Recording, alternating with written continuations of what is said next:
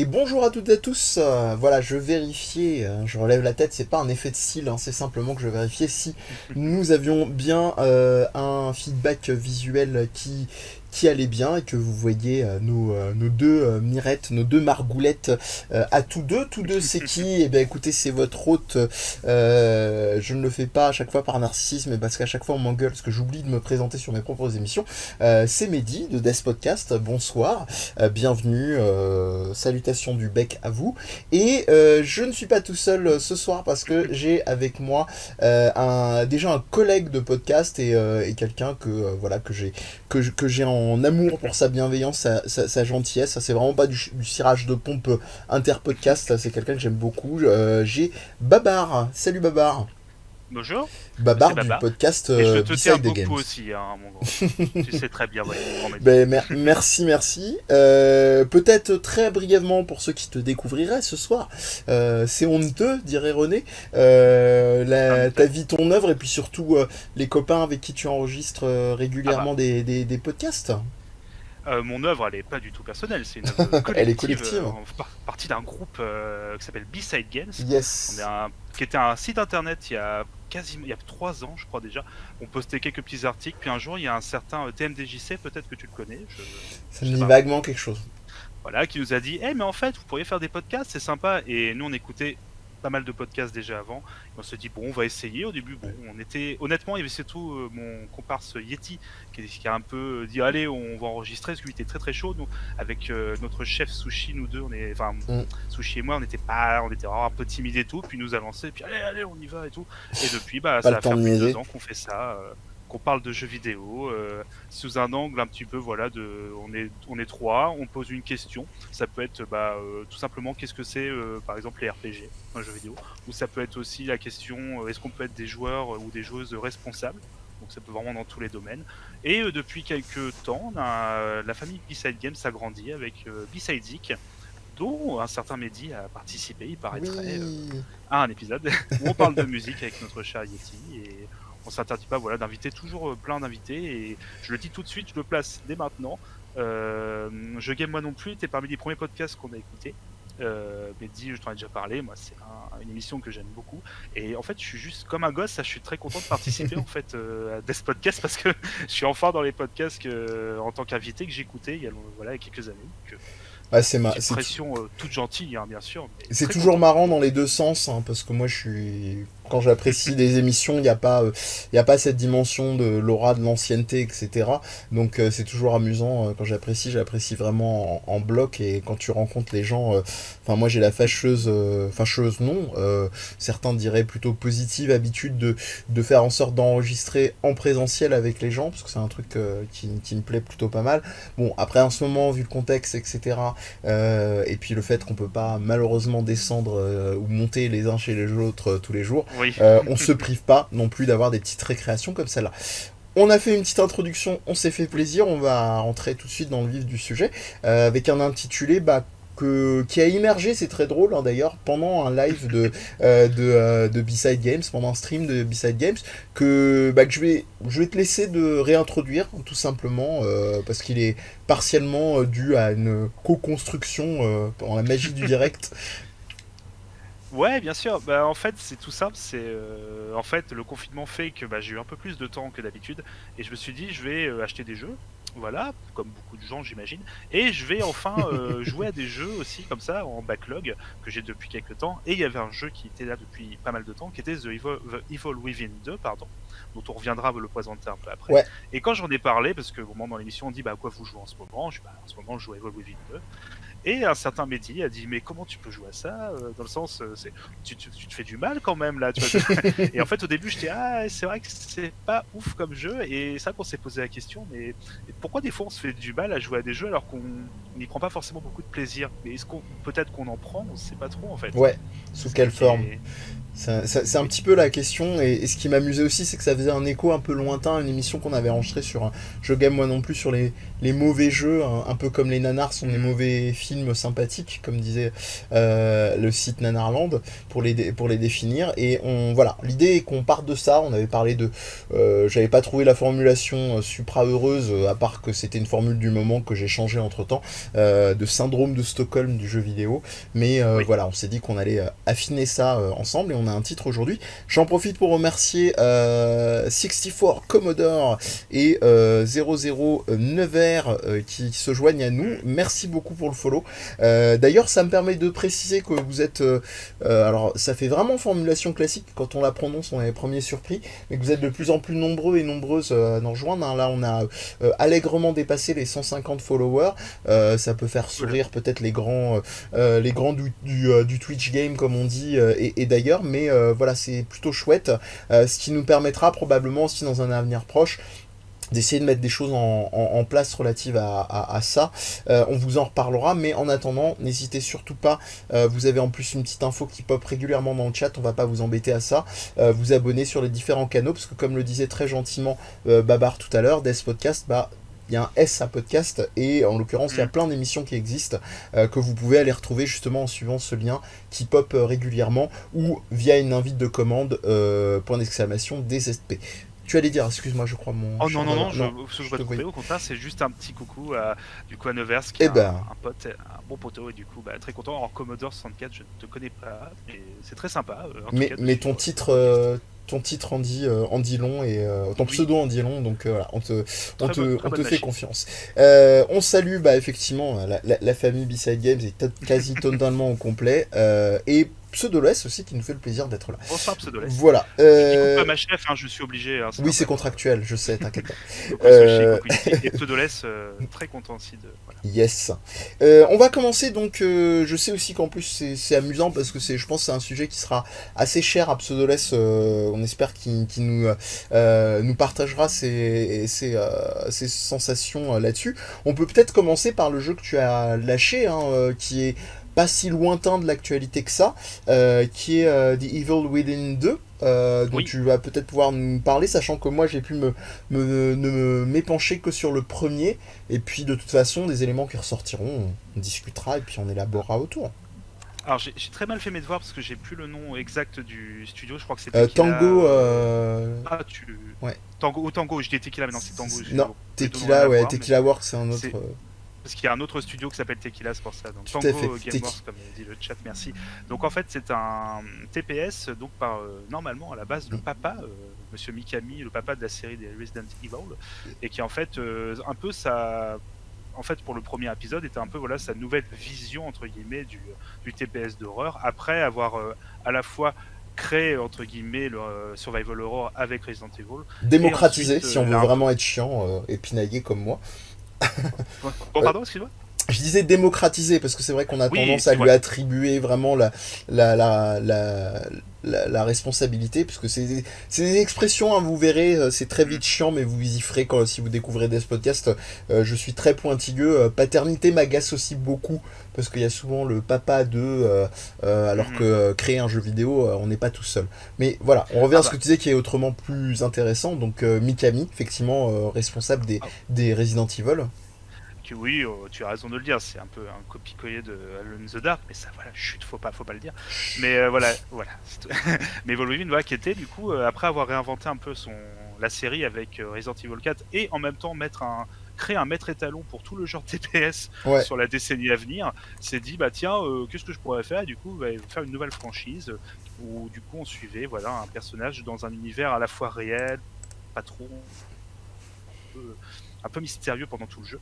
Ouais. Et en fait, alors toi, je sais que c'est un jeu, le premier Wolverine, que moi je trouve qu'il y a pas mal de qualité, mais qui a aussi des problèmes de rythme et des fois le scénario qui est très décousu, mais qui a quand même des vrais moments de fulgurance. Moi je trouve Wolverine qui a des vrais moments qui sont en fait, quand tu l'analyses un petit peu, t'as un peu l'impression que c'est un peu il retrace un petit peu sa carrière entre guillemets, à la fois dans enfin de Mikami, pardon, la carrière de Hmm. ses premiers jeux et aussi des influences qu'il a eu au niveau des films. On pense forcément aux films d'horreur italiens de l'époque ou à tous les films d'horreur qu'il a pu avoir pour, enfin, voilà, tout ce qu'il a pu voir qui lui ont donné envie voilà, de faire Resident Evil. Evil Within voilà, était un TPS qui voilà, manquait un peu qui étonnamment manquait un peu de patate et de folie par rapport à Resident Evil 4, qui était un peu trop posé. Mais Mm. moi que j'avais plutôt apprécié, voilà, par ces petits moments de fulgurance, des vrais moments des vrais effets d'ambiance que je trouve assez incroyables. Mais je sais que toi, par exemple, tu n'as pas beaucoup aimé Evil Within. Ah, oui, j'ai repéré quelques éléments qui étaient plutôt prometteurs, mais c'est vraiment, comme tu le disais en amont, c'est le rythme et puis l'exécution globale hein, qui m'ont vraiment sorti en fait du jeu, ce qui est bien dommage, parce que je pense qu'il est toujours plein de promesses. Peut-être qu'un jour j'aurai le courage de nouveau de réexplorer tout ça. Pour l'instant, ce n'est pas le cas. Toujours est-il que, voilà, de ce que j'ai pu repérer sur le premier, tu me diras ce qui a pu être peut-être proposé, rajouté sur le 2. Il y avait notamment un élément que j'avais trouvé assez intéressant qui était la faculté de pouvoir se débarrasser des corps des monstres. Alors je sais pas trop si on est sur une optique zombiesque ou quoi que ce soit concernant ce Evil Within premier et second du nom, mais qui consistait effectivement à brûler des corps et une gestion notamment d'allumettes, je crois, si je me souviens bien, Oui, c'est qui ça. permettait de se débarrasser. Alors c'était intéressant parce que ça permettait de vider effectivement certaines zones par moment. C'était un petit peu plus délicat dans d'autres cas. En l'occurrence, on a eu aussi une précision dans le chat, c'est très bien, je la rappelle. C'est vrai que Mikami est donc avec Resident Evil en tant que tel on va dire, j'insiste vraiment sur le démocratiser, hein, parce que même la dimension de survival horror, elle était existante déjà bien avant. On peut avoir des titres, si on va jusqu'à très loin, comme Hunt de Wumpus, qui date de plusieurs décennies avant. On avait évidemment Clock Tower chez Human. Il y a plein de précédents là-dessus. Mais c'est vrai que le terme survival horror s'est vraiment démocratisé avec ce jeu là, et pour revenir donc à Evil Within, c'est peut-être pour ça que j'en ai d'autant plus voulu au jeu, de s'être déjà encombré avec plein d'éléments assez inutiles, et puis de très mal les gérer. Je pense notamment aux séquences d'infiltration Ouais. qui sont très très mal gérées en termes de repérage, en termes de ce qu'on appelle les cônes de visibilité des ennemis, donc qui est le spectre de vision, le champ de vision des ennemis, etc. Donc malheureusement, moi j'ai abandonné l'aventure au bout de 2 heures, et de ce que j'ai pu Ah oui. voir ouais, de ce que j'ai, Ah, ça c'est plutôt court. c'est ce moment, alors sans être trop dans le spoiler, c'est ce moment où tu tombes d'un pont. Oui, Donc très d'accord. tôt dans le jeu, où je me suis dit, bon, j'ai eu l'intuition de me dire, bon, je vais peut-être regarder la suite très vaguement en let's play, voir si ça s'arrange un peu ou pas. Et ce que j'ai pu voir de ci, de là, m'a pas vraiment motivé. Le hasard a fait que j'en ai parlé aussi à un autre copain de l'équipe de Je Game Moi Non Plus, qui est Jean-Charles, qui m'avait, quand je lui avais dit, mais dis-moi, c'est que moi, ou est-ce que Evil Within c'est vraiment une purge? Il m'a dit non, non, c'est pas toi. Donc voilà. Bon, en tout cas, on partageait ça, même si c'est Oui. un peu dictatorial de faire tomber comme ça le truc. En tout cas, il m'est un peu tombé des mains. C'est bien dommage. Et contrairement à toi, voilà, c'est ça qui va nous intéresser. On va y revenir. Qu'est-ce qui a fait que tu as continué en réalité? Moi, je repère un élément, peut-être un premier qui est intéressant, et qui nous démarque peut-être un peu plus par en mode snob. C'est que tu me disais, c'est un jeu, je trouve, qui avait les marqueurs de cette progression du genre survival horror. Donc il y avait peut-être cette curiosité intellectuelle déjà dans un premier temps qui t'a fait continuer. Oui, il y avait aussi ce côté, plutôt ce côté, comme je disais, un peu de retracer un peu l'histoire de, entre guillemets, de la carrière de Mikami, parce qu'en fait, on a l'impression que certaines séquences, c'est vraiment, bah tiens, j'ai fait ça dans tel jeu, je vais le refaire. Par exemple, tu as un des premiers plans, si je me souviens bien, qui est recalqué sur le premier plan que tu voyais dans Resident Evil, alors je vais dire Resident Evil, hein, parce que sinon je vais jamais y arriver, pour le premier, Resident où Evil. la fameuse scène, c'est ça, voilà, la fameuse scène où tu rentres, tu sais, une des premières portes que tu vois, et le premier zombie que tu vois, t'as une petite Oui, tout à fait. cinématique, on voit une tête qui tombe, voilà. Et en fait, t'as cette scène qui est refaite dans le Evil Within, tu vois, qui est comme un, entre guillemets, un clin d'œil. Et en fait, tu te rends compte que si tu revois le jeu, si tu revois un peu toutes les scènes, t'as l'impression qu'on repart un petit peu, voilà, sur les différentes séquences de différents jeux qu'il a pu faire. voilà, il refait un petit peu les séquences. T'as une séquence dans un bus aussi, à un moment avec des attaques. Ça Ouais. rappelle forcément des passages de Resident Evil 4, etc. Et il y a quand même un côté, je trouve vraiment. Il y a quand même une efficacité quand même. J'ai dit TPS, ça que je l'ai pas précisé. On est sur un jeu de tir à la troisième personne. Ouais. Il y a quand même un feeling qui est vraiment pas mal, qui est quand même, même s'il est beaucoup moins nerveux que les autres Resident Evil, c'est ce qui m'a gardé. Il y a des défauts, comme tu l'as dit, des séquences infiltration. Des fois, il y a des passages où le rythme est vraiment très lent, mais c'est dommage. Voilà, si tu vois, il dure quand même, je crois, une quinzaine d'heures. Il est quand même assez long pour un Mhm. jeu de ce style. Et t'as quand même des vrais moments de bravoure en fait, hein, où des fois t'as des combats de boss qui sont très intéressants, alors, qui sont un peu pétés parce que c'est un peu la même démarche où parfois il faut mettre un boss dans un coin, lui activer un piège, oh ça y est je suis mort, mais il y a quand même un côté très survival qui est assez intéressant où tu as très peu de munitions en fait. T'es Mhm. pas du tout surarmé comme dans d'autres jeux et mine de rien tu dois pas mal ruser et t'as des moments où tu te dis mais comment je vais faire, surtout que ton personnage est pas très résistant. Non, non, il y a ce côté-là, et moi j'ai un vrai souvenir. Alors, ça fait quelques années que je l'ai fait, maintenant peut-être 4-5 ans, donc j'ai forcément voilà, la mémoire qui me fait un peu défaut, mais j'ai vraiment souvenir d'un jeu, et c'est vraiment les ambiances. Moi, c'est tout bête, mais la musique, quand t'es dans les. T'as une sorte d'endroit De qui est un peu Bussy, comme ouais. Mhm. les. C'est ça, voilà, la fameuse salle de confort que t'as pour sauvegarder dans Resident Evil, t'as un peu la même chose ici, dans une Mhm. ambiance un petit peu plus malsaine, on va dire. Éthérée, ouais, malsaine, mais en Voilà. même temps vaguement rassurante. C'est ça, voilà. Et avec un côté aussi de progression de ton personnage qui est assez intéressante, où voilà, tu commences, t'es pas très fort, et tu finis, bon, t'es pas beaucoup plus fort, mais un peu plus, quoi. C'est Mhm. avec, même si on est un peu sur parfois le côté un peu ridicule de ramasser entre guillemets, de quoi monter ton XP, et voilà, c'est un peu. Ça, j'ai l'impression que ça, c'est ce qui casse un petit peu, je trouve, le rythme et puis voilà, la démarche du jeu. Mais après, voilà, moi, c'est un bon souvenir. Evil Within 1, c'est pas forcément pour moi un jeu où j'ai souffert. Par contre, après, voilà, si on veut commencer à parler de jeux qui m'ont fait un peu souffrir, on peut enchaîner sur le 2 si tu veux. Ouais, bah, simplement en mode checkpoint, déjà ce qu'on a repéré deux éléments assez marqués. Le premier, donc c'est peut-être qui est pas forcément le cas de tous les joueurs et joueuses. Je le répète encore une fois, hein, c'est pas par snobisme que je dis ça, mais ça dépend aussi de la culture du jeu que vous allez avoir. Je prie de m'excuser, hein, Tu es demandé. Ah, zut. Il va falloir que je meuble pendant que tu me dis. Ah, Non, non, ne t'en fais pas. il est déjà là. Je suis de C'est retour bien parfait. assez vite. Vous en faites C'est pas. parfait. Excusez-moi, les aléas du direct. Donc je disais, d'une part, le fait de s'intéresser peut-être à un jeu dans sa globalité et son histoire, sa culture.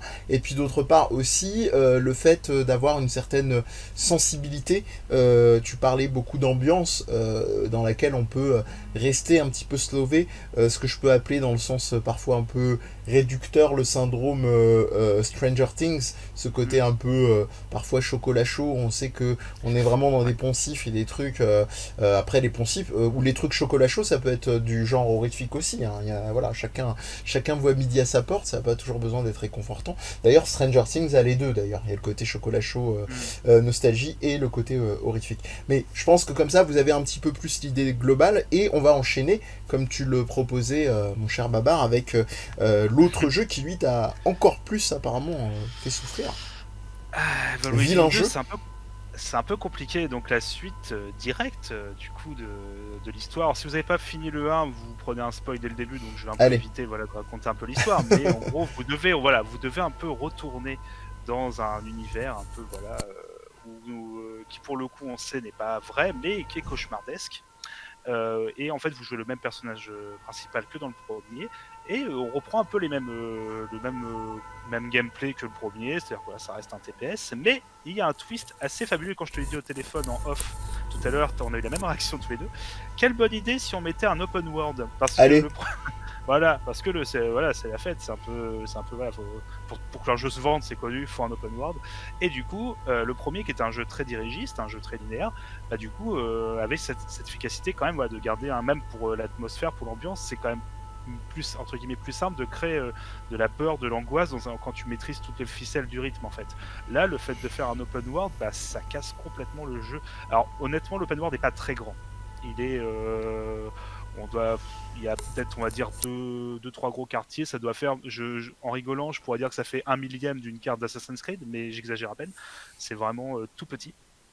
Et en fait, bah, c'est un peu un défaut parce qu'au début, la première heure de jeu pose vraiment des ambiances, il y a des images fabuleuses, il y a des effets, on rencontre notre premier vrai ennemi qui est en fait un photographe qui photographie qui tue en fait des gens en les photographiant au même moment. Et du coup, on voit un peu en fait, l'appareil photo fait une sorte de ralenti extrême en fait de la personne quand elle, par exemple, il se prend un tir en pleine tête. On va voir le crâne exploser petit à petit avec des gerbes de sang. C'est extrêmement gore, mais c'est magnifique au niveau artistique. Ça donne vraiment des séquences. Enfin, moi, j'étais un peu époustouflé quand même par la première heure. On est Ouais. vraiment sur un jeu très joli, avec vraiment un côté artistique fabuleux. Et voilà, après les premières séquences d'action arrivent, et bah voilà, t'as le fameux retour du stealth, parce que du côté voilà, faut se L'infiltration. cacher Ouais. derrière l'infiltration, voilà, faut se cacher derrière les zombies en rampant, mais à 2 à l'heure. En plus, ils ont un mouvement totalement aléatoire, ils peuvent se retourner comme ça sans que tu puisses vraiment le truc, parce que bon, voilà, sinon c'est pas drôle. Au début, on est très très lent, on n'est pas du tout résistant, on a quasiment aucune munition, et c'est même pas une question de survie, c'est juste une question que t'es complètement inefficace face aux zombies. Et il faut savoir que moi je l'ai fait sur PC, Evolve Within 2, alors le premier aussi, et c'est une catastrophe au niveau du portage. On est sur un jeu qui tourne, qui passe de moi il tournait en... bah j'ai la chance d'avoir un PC tout neuf, c'est pour ça que je peux me permettre mais voilà, dans le sens où il tourne, voilà, il tourne à bloc sans problème, sauf dès que tu te mets à viser où tu perds 20 FPS direct. Et comme j'ai augmenté le cône de vision, bah t'as l'impression de pas tirer sur les ennemis, c'est très bizarre. T'as l'impression que ta visée en fait c'est pas du tout réactif. T'as l'impression que ton personnage, en fait, je pense que c'est la vision qui fait ça. T'as l'impression que ton personnage est complètement décalé par rapport aux ennemis et bah, que tes balles en fait t'arrives pas à Ouais. viser comme il faut. Ce qui donne un feeling, mais tu te dis complètement loupé, alors que bah c'est le studio de l'ancien gars qui a fait Resident Evil 4, et il y a un gros problème de patate voilà Enfin, le dans studio, une partie en tout studio. cas. Voilà. Voilà. Pseudoless dans le chat nous rappelait le nom complet qui est Tango Gameworks. Et surtout, ce qui est à noter, donc, c'est que Tango Gameworks même faisait partie de Bethesda. Oui. Donc Ouais. là-dessus, ouais. Ah oui, Là-dessus, non, on non, je pourrait pense que presque se.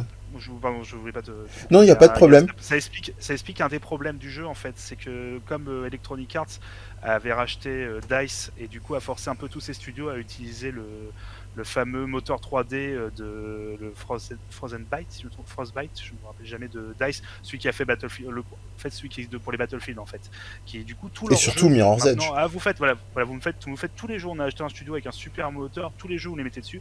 Donc FIFA et par exemple Anthem, ou des jeux voilà ou Mass Effect Andromeda, où tu sens que c'est pas du tout fait pour faire des jeux à troisième personne. Hmm. Bah t'as un peu la même chose avec du coup Evolve Within 2, où là c'est Bethesda. Et au fait, on a acheté un petit studio qui s'appelle id Software, et ils ont fait un super moteur de Doom. C'est vrai, c'est un très bon moteur. Bah du coup vous allez l'utiliser, mais vous n'avez pas forcément toutes les compétences techniques, et du coup Ouais. bah on les a forcés à utiliser un moteur qui maîtrisait pas pour faire un TPS, et le jeu n'était pas forcément fait pour, et ça techniquement c'est à la ramasse. Il y a des C'est, gros problèmes de texture et ça casse tout en fait. T'as très bien fait de le préciser parce que c'est de la pure industrialisation. On sait que le jeu vidéo à grosse échelle est une industrie, mais là on est dans de l'absurdité de l'industrie, dans le sens où ah bah il y a un truc, on a un beau moteur, et bah C'est ça. c'est comme si tu mettais un moteur qui ferait péter une bagnole potentiellement, qui pourrait pas tenir effectivement les chevaux d'une bagnole, dans une 2 chevaux tu mettais voilà un moteur de, je dis n'importe quoi, je suis absolument une quiche en moteur et en mécanique globalement, mais je pense que c'est du même ordre. Tu mets quelque chose qui n'est absolument pas adapté dans un réceptacle, donc voilà. Donc la précision est quand même de taille. Moi, ce que je retiens quand même, alors c'est là où c'est intéressant, le fait qu'on se force quand même à jouer malgré tout et à Oui. rester là en se disant il y a la promesse de quelque chose, ah ben non, on va peut-être quand même pas se faire avoir jusque là. Alors avant de poursuivre sur cette idée là, il y a des précédents parce qu'on s'est tout de suite enflammé, et Oui. dans le chat aussi sur le monde ouvert, semi-ouvert. Alors grosse blague évidemment que le monde semi-ouvert qu'on ne va pas vous définir ici, mais à titre personnel c'est quelque chose sur lequel je compte me m'atteler un de ces jours, parce que c'est un terme Cool. parmi beaucoup contre lequel je suis en croisade avec le flow, le fun avec qui nous parlions justement avec ce cher Pseudoless dans le chat, le fun, le flow, qu'est-ce qu'il y a d'autre encore de gameplay qui est utilisé à tort et à travers, enfin voilà, bref, mais tout ça pour vous dire qu'il y a quand même des cas où ça peut être réussi. Moi je te donne un exemple, je sais pas si tu y as joué, mais des survival avec un monde ouvert qui fonctionne, ou semi-ouvert, je pense à Silent Hill Downpour, qui je trouve est une réelle réussite, d'autant plus que le jeu commence comme plutôt un survival relativement fermé, assez étriqué, et va plutôt vers une ouverture. Donc je pense qu'il y a des cas où ça peut tout à fait être réussi, c'est des dimensions, je pense, de maîtrise d'échelle, de game design plus à échelle plus globale, et là je trouve que c'est vraiment, vraiment dommage, et on sent, je pense, comme tu le disais à moitié, que c'était un truc, ah bah ça marche, donc on va le mettre dans le cahier des charges, sans vraiment C'est s'être ça. posé la question de, tiens, est-ce que ça... Et malheureusement, Bethesda est quand même assez connu pour Alors, ça, quoi, depuis ces alors, dernières années. du coup, ça, je dis Bethesda, mais c'est plus la maison mère Zenimax, hein, pour le coup. C'est parce Oui, qu'on. tout à Enfin, fait. moi aussi, hein, je fais l'erreur de dire Bethesda, mais c'est Oui, oui, vraiment oui, c'est vrai Zenimax que c'est qui est un la grande boîte raccourci, là-dessus. tu fais très bien d'être rigoureux, Voilà. ouais. Là-dessus, mais je fais tout le temps l'erreur. Hein. Je dis Bethesda aussi par habitude, mais ouais, non. Et pourtant, pour revenir du coup à l'idée, enfin, de notre sujet aujourd'hui, pourtant, je suis allé jusqu'au bout. Ouais, Malgré le fait que je pestais, parce qu'il y avait des moments où, bah, le fameux moment où tu veux essayer de. Parce qu'en plus, tu les tues en un coup, les zombies. Enfin, les zombies, non. Les ennemis, tu les tues en un coup et t'as plus besoin maintenant T'as pas besoin de les brûler en fait maintenant. Tu vois, ils disparaissent, pouf, voilà. C'est dans un effet un peu naze d'ailleurs.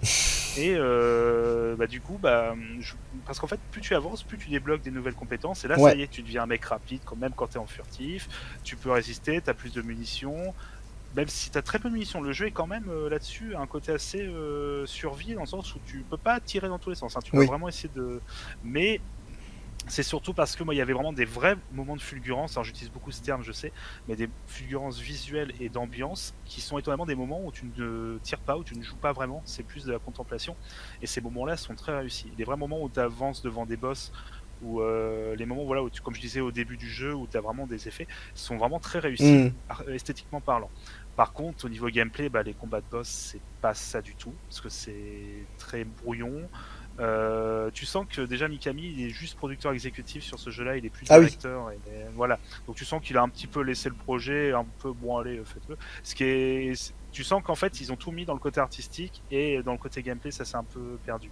Parce qu'en plus qui dit open world, il y a aussi des quêtes secondaires un peu qui sont intéressantes pour le loot, mais en fait tu vas d'un point A à un point B, il n'y a pas vraiment de truc et Ok. en gros tu débloques des sortes de raccourcis bon et tu passes d'endroits très travaillés au niveau esthétique à d'autres endroits c'est des sortes d'égouts un peu, enfin pas des égouts mais des bases souterraines un peu voilà, c'est gris quoi, sans vraie personnalité et Des voies de couloir, quoi. la fin est assez étonnante au niveau pareil esthétique, il y a des très beaux passages à la fin. Mais le combat de boss, c'est inintéressant. Et là, j'étais vraiment en souffrance devant le boss de fin en me disant, en plus, c'est un boss qui fait très Bayonetta dans le sens où c'est immense, tu vois, un monstre immense et Ouais. tout. Et en fait, tu l'éclates, t'as l'impression que t'as tiré 3-4 balles. Et bon, ok, c'est très bizarre comme sentiment. Ok. Et moi, je suis resté jusqu'au bout pour ces moments de fulgurance, mais j'y reviendrai jamais parce que j'ai pas pris beaucoup de plaisir à jouer pour le coup, Ouais. c'est sûr. C'est... Donc ça fait Mais... un peu, c'est un peu un des là pour le coup parce qu'on aura plusieurs exemples dans la soirée. Là, c'est Oui. un jeu, voilà, qui là pour le coup, je me suis fait du mal et m'a pas forcément rendu ce que j'espérais. Mais après, on va peut-être des exemples où on s'est fait du mal, mais Mais il peut-être y a c'est eu pour quand le même mieux. un petit retour. C'est Alors, ça. moi, je peux pas m'empêcher de penser, tu as beaucoup répété les dimensions de fulgurance, surtout la dimension esthétique. Moi, pour essayer de pas l'isoler uniquement à de la pure contemplation, j'ai envie de dire, si je devais prendre un exemple concret qui résoudrait et qui prendrait le meilleur des deux mondes, avec d'énormes guillemets, hein, chacun voit midi à sa porte, ce serait peut-être, autant pour Evil Within 1 que 2, ce serait peut-être Forbidden Siren. Parce que Forbidden Siren, tu parlais de difficultés qui étaient trop simples dans le 2, peut-être inutilement relevées dans le 1, ou en tout cas où on a un problème de repère des marques, etc. Forbidden Siren, donc c'est un jeu qui est sorti initialement sur PS2, qui a eu droit à 2 opus, dont un troisième qui est sorti sur PS3, ensuite s'appelle Blood Cause. Et, et ce qu'il proposait, c'était un pouvoir qui permettait de voir à travers les yeux de l'agresseur, de l'assaillant qui venait nous chercher, nous poursuivre. Donc ce qui est très très chouette, c'est que alors le jeu est extrêmement difficile, vraiment il faut Oui, s'investir très très. comme pas permis, et peut-être que nous allons avoir une Non, ah non, il fait partie de ta collecte je- PS2 que tu c'est chéris. la fameuse pile de jeux PS2, mais je sais que alors, j'ai que le 2 hein, de Tu n'as Forbidden que le Siren. 2, Hein. Je d'accord. cherchais la boîte, mais temps de chercher, malheureusement, je vais pas, voilà, Et là, en l'occurrence, on a un principe, je trouve, qui est très clair, qui est très lisible, mais où, en termes de game design, c'est vraiment réussi, parce que d'emblée, on sait comment jouer, on sait qu'on va mourir, et on sait qu'on va se retrouver très vite à un tournant qui va être, est-ce que je continue au sens est-ce que j'ai les capacités, est-ce que j'ai la patience de continuer, mais très vite la question de est-ce que le jeu en vaut la chandelle ou pas ne se pose pas, en fait, elle se pose pas de la même manière que tu l'as posé du peu que j'ai expérimenté de Evil Within, parce que tu te sens beaucoup moins floué, et c'est ça malheureusement, moi j'ai remarqué, et je te rejoins sur beaucoup de jeux, très souvent beaucoup de joueurs sur leur retour d'expérience vont te dire je suis resté sur des fulgurances, et quand tu commences à isoler les fulgurances, très souvent ça va être du sound design, enfin ça va être des effets sonores, ou ça va être des effets visuels. Très rarement une réelle grammaire de jeu qui va venir te faire dire bah je suis quand même resté parce que... Mais il y aura quand même des exemples qu'on vous donnera un peu plus tard dans la soirée qui tordent un peu le cou à ce que je dis. Et oui, on nous dit dans le chat aussi, difficile et pas mal dirigiste... Forbidden Siren, mais ça a le mérite effectivement d'avoir un cadre, je trouve, qui tient ses promesses et qui peut se décliner et avoir une difficulté autrement plus progressive et plus cohérente, je dirais, que les Evil Within. Et c'est vraiment dommage. Et on a un très beau choc visuel, hein, d'ailleurs, parce que dans Forbidden Siren, on a toute une mise en scène, que ce soit des split screens, que ce soit une espèce de vue. J'ai oublié le nom du pouvoir exact, mais on a une espèce de aim quelque chose, je crois que c'est la visée quelque chose, bref, qui permet d'avoir un jeu de couleurs en forme de cible et de coloris vraiment intéressant, très sombre évidemment. On est très horror, très survival horror ce soir, vous remarquerez dans les exemples. Oui, je me suis rendu compte de ça aussi. Mais peut-être... Je conseille, hein, c'est une très... même si malgré ses défauts, c'est une série au niveau, niveau côté malaisant, va assez loin, je trouve, dans l'ambiance. Oui, parce que... si je dis pas de bêtises, c'est fait, je crois, par un des anciens papas des premiers Silent Hill, si je me trompe pas. Non, tu dis pas de bêtises. Son nom m'échappe, mais c'est ça. Et en l'occurrence, Pseudoless, c'est... Sidejack, voilà. Le Sidejack, comme disent le nom du pouvoir. C'est ça. Pseudoless, c'est sur tous les fronts, on le remercie. Alors, peut-être que donc tu voulais enchaîner avec un autre cas d'école sur ces jeux, ou finir sur Evil Within, je ne sais pas. Non, Evil Within, je trouve que c'est un peu un gâchis malheureusement, donc malheureusement, autant le premier, je peux encore le conseiller pour le côté un peu histoire de Mikami, mais sinon il y a comme un côté fun le 2, non malheureusement. En fait, au pire, comme tu l'as dit, mais tu l'as très bien dit, les côtés, les fulgurances, c'est uniquement esthétique, donc autant regarder la vidéo. Et je sais que c'est horrible de dire ça, mais t'as pas plus de plaisir à les vivre en jeu en fait, parce que t'as pas, en gros, t'es comme si t'étais devant un tableau en fait. Donc c'est des très bons moments, moi, qui m'ont scotché, mais pas plus malheureusement. Ouais. Mais du coup, alors quel jeu on peut, je sais pas, on a un peu le choix. C'est vraiment à toi de voir, mais vraiment pour définitivement boucler la boucle sur ce que tu viens de repréciser, moi l'enjeu qui se joue à ce niveau-là, c'est de me dire, mais qu'est-ce que m'apporterait de plus de prendre la manette en main sur un let's play, si tu prends dans cette logique-là, de voir quelqu'un qui est en train de faire dérouler le jeu face à moi, à quel point je vais me dire, ah là j'ai vraiment envie de prendre la manette, j'ai envie de... Pour moi c'est un des éléments, c'est un peu catégorique, mais qui fait la caractéristique et la grammaire vraiment d'un jeu réussi, c'est un peu aller vite, mais en tout cas qui vraiment pour moi exploite les logiques de game design. Après si c'est pour aligner effectivement que des effets visuels waouh, des effets de sound design, et Dieu seul sait qu'il y a des expériences merveilleuses là-dessus. Bon, j'ai envie de vous dire, allez voir des installations dans des musées d'art contemporain, il y a des trucs très très bien là-dessus. Voilà. Mais bref. Oui, Pseudoless, merveilleux, hein, c'est notre troisième larron de l'émission, hein, donc qui apparemment, donc la personne en question serait Keiichiro Toyama, auquel tu pensais, et qui a ensuite fait, ça je m'en souviens, effectivement plus là-dessus que sur les Silent Hill, qui a ensuite bossé sur une série que j'adore, qui sont les Gravity Rush, que j'aime beaucoup, initialement sorti sous l'appellation Gravity Days, qui était un jeu PS Vita et qui ensuite est sorti sur PS4 pour le deuxième opus. Vraiment un jeu merveilleux, je vous invite à essayer au moins de jeter un œil, si ce n'est à vous le procurer. Il est sorti en plus après la version PS Vita sur PS4, même pour le premier si je ne m'abuse. Oui, excuse-moi, tu as dit. Merveilleuse partie trop tôt. PS Vita. Petit Mais ange non, mais parti je trop rigole, mais tôt. Bah oui. console incroyable. Hein. Mais bon, ça c'est la vie. Après, elle a quand même eu une longue, je dirais pas agonie, mais une longue partie Mm. assez agréable avec des jeux plutôt. Alors moi, je pensais en t'écoutant pour t'emboîter le pas à La l'exemple surprise. suivant, à savoir à ce Ah. cher Deadly Premonition.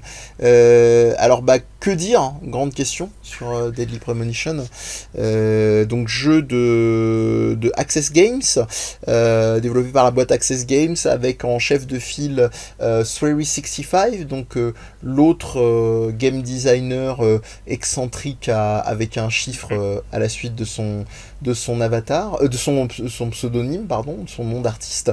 Et Deadly Premonition, alors il a une particularité qu'on va vite évacuer pour ceux qui ne connaîtraient pas du tout, a ceci d'être très très très très fortement inspiré de la série Twin Peaks, au Légèrement. point où l'anecdote disait que moi j'ai des amis qui étaient à l'époque qui avaient couvert respectivement les TGS et E3 où le jeu avait été annoncé et que apparemment les gens se tournaient vers les personnes de l'équipe en leur disant mais vous avez les droits hein, pour Twin Peaks, y a pas de souci. Donc voilà, légende urbaine ou pas, je ne sais pas. Toujours est-il que comme beaucoup de jeux, je dirais assez souvent, pas que, mais assez souvent nippon, je repense à un autre jeu qui lui a été chapeauté chez Konami et proposé par Kojima, à savoir Snatcher, qui était lui aussi clairement d'inspiration très fortement marquée par Blade Runner, mais qui n'empêche pas qu'à la fin on se retrouve quand même avec une expérience assez atypique. Bah, je vais peut-être te laisser donner ta vision du jeu, mon cher Babar, avant Ah oui, d'aller oui. plus loin. Ah non, mais je veux dire, s'il fallait que je résume Deadly Premonition, c'était un peu. Mais au contraire, non, moi, ma vision. Alors en plus, petit aparté, on a la chance d'avoir Pseudoless qui a fait une super vidéo sur le jeu. Si vous voulez en savoir plus en détail après cette émission, allez voir. Et bah moi, c'est vraiment un grand jeu pour le coup. Je le dis, Il te malgré répond, il te tous les dit j'ai défauts bien que fait ça de montre. venir. Voilà. Non, mais pour moi, c'est un des jeux qui m'a le plus marqué ces 10 dernières années. Je le dis vraiment sans. Voilà, c'est. D'ailleurs, j'ai encore le. Hop, la fameuse. Bah, t'avais mis la pochette, mais du coup, hop là. Parce que moi, j'ai joué à cette version-ci, la version 60. Et j'ai aussi joué à. Enfin, j'ai essayé de jouer à la version PC, c'est vrai, qui est une catastrophe. Mais bon, ça, c'est une autre histoire. Mais Deadly Premonition, en fait, on retrouve un peu ce côté. Alors, il est cassé de partout, ce jeu. Où au début on commence par une sorte de TPS un peu à Resident Evil 4 dans les contrôles, sauf que tu as l'impression que c'est un jeu Dreamcast. Je crois d'ailleurs que le jeu avait d'ailleurs été commencé à être développé sur Dreamcast à l'époque ou sur PS2, je plus trop les souvenirs malheureusement, et qui est complètement cassé au niveau des contrôles. La visée est pas réactive, le jeu il a des drops de FPS, ça rame dans tous les sens, tu tires sur des ennemis qui ne ressemblent à rien. Il ne devait pas avoir de séquence Euh, d'action hein, initialement, ah ouais, voilà, c'est ça. carrément. Et en fait, comme voilà, c'est ça. Et comme tu dis, c'est qu'après, tu as des séquences d'enquête, t'es dans une sorte d'open world, mais qui est à taille presque réelle. Donc en fait, c'est tout aussi chiant que dans la réalité d'aller d'un point A à un point B, parce que des fois, il y a 15 minutes de voiture. Bah, il faut faire 15 minutes de voiture en roulant 50 km/h. Sinon, c'est pas drôle. Et pourtant, le jeu est hypnotisant. Il y a un côté complètement hypnotisant en fait d'aller, mais qu'est-ce que va me proposer le jeu de plus en fait. En fait, il y a des vraies qualités aussi, hein, parce que si Oui, oui, on va y venir. on tiendrait pas, que ce soit l'écriture, l'univers, des séquences, mais que j'ai jamais vu ailleurs. La fameuse cinématique du sandwich, encore maintenant, quand je l'ai vu la première fois, j'ai fait mais c'est pas possible. Je suis en train de jouer à quoi? Et tout est fou. Les doublages sont, enfin les doublages, pardon, les bruitages. Des fois ne veulent rien dire. T'as des bruits d'animaux, par exemple, quand t'as je sais plus, c'est des chats ou des écureuils, pardon, au début du jeu, ils ont mis des bruitages de singes. Je ne sais pas pourquoi. Voilà, tout est complètement cassé. Il a une Et allure pourtant, très jeu amateur, ce qu'on appelle les doujin ouais, games au Japon. c'est D'ailleurs, ça. ça ressemble beaucoup aux moteurs amateurs qui sont sortis quelques années après le début de l'exploitation de la PS2. Donc c'est très amusant là-dessus, sur ce que tu appelles ce côté cassé depuis tout à l'heure. Voilà, et il y a aussi, alors je spoil légèrement, mais pas l'histoire, je vous rassure. Il y a une séquence où vous devrez suivre un chien à un moment, et suivre un chien en courant dans les rues, c'est tout aussi chiant que ça en a l'air en fait. Et pourtant, on a une musique qui est complètement pétée, qui n'a rien à voir, parce que l'ambiance, mine de rien, si l'ambiance est un peu bucolique dans la petite ville, voilà, il Ouais. y a quand même des moments extrêmement dérangeants. au niveau du scénario, ça va très très loin dans le côté dérangeant et très gore, on peut le dire. Et pourtant, il y a des moments, bah tiens, tu vas suivre un chien sur une musique complètement folle. T'as l'impression qu'il est sorti d'un animé comme ça, et ça pose, enfin, ou d'une fête foraine plutôt. Et bah, c'est passionnant parce que, en fait, honnêtement, on prend pas plaisir à jouer en termes, si on parle de gameplay pur, c'est pas du tout maniable. La conduite est pas dingue. Les séquences de tir sont une horreur. Il y a des séquences où on est poursuivi par un ennemi, le fameux, je remonte rapidement la pochette, ou je sais pas si tu la mets en, voilà, le fameux, Oui. voilà, le fameux personnage en capuche avec une énorme hache qui te poursuit, et dans des séquences en écran scindé, mais où ça rame, où tu dois te cacher, c'est très mal fait. Et pourtant, j'ai pas du tout pris de plaisir à certaines séquences, honnêtement, à jouer, mais j'ai pris un plaisir vraiment à vivre cette aventure, dans le sens où, voilà, je pense que toi, tu as peut-être énoncé un peu mieux que moi les qualités, mais on parlait d'écriture, d'ambiance et de proposition, parce qu'en fait, ce côté réaliste, en fait, est très touchant, et tu te dis, C'est ça. faut que ton personnage, faut qu'il se rase, en fait. Parce que forcément, au bout d'un moment, voilà, comme ça se passe sur plusieurs jours, je vais me raser, faut que je mette mes vêtements au pressing. Alors ça apporte rien, mais tu vas le faire quand même, parce que j'ai envie de prendre soin de mon personnage, quoi.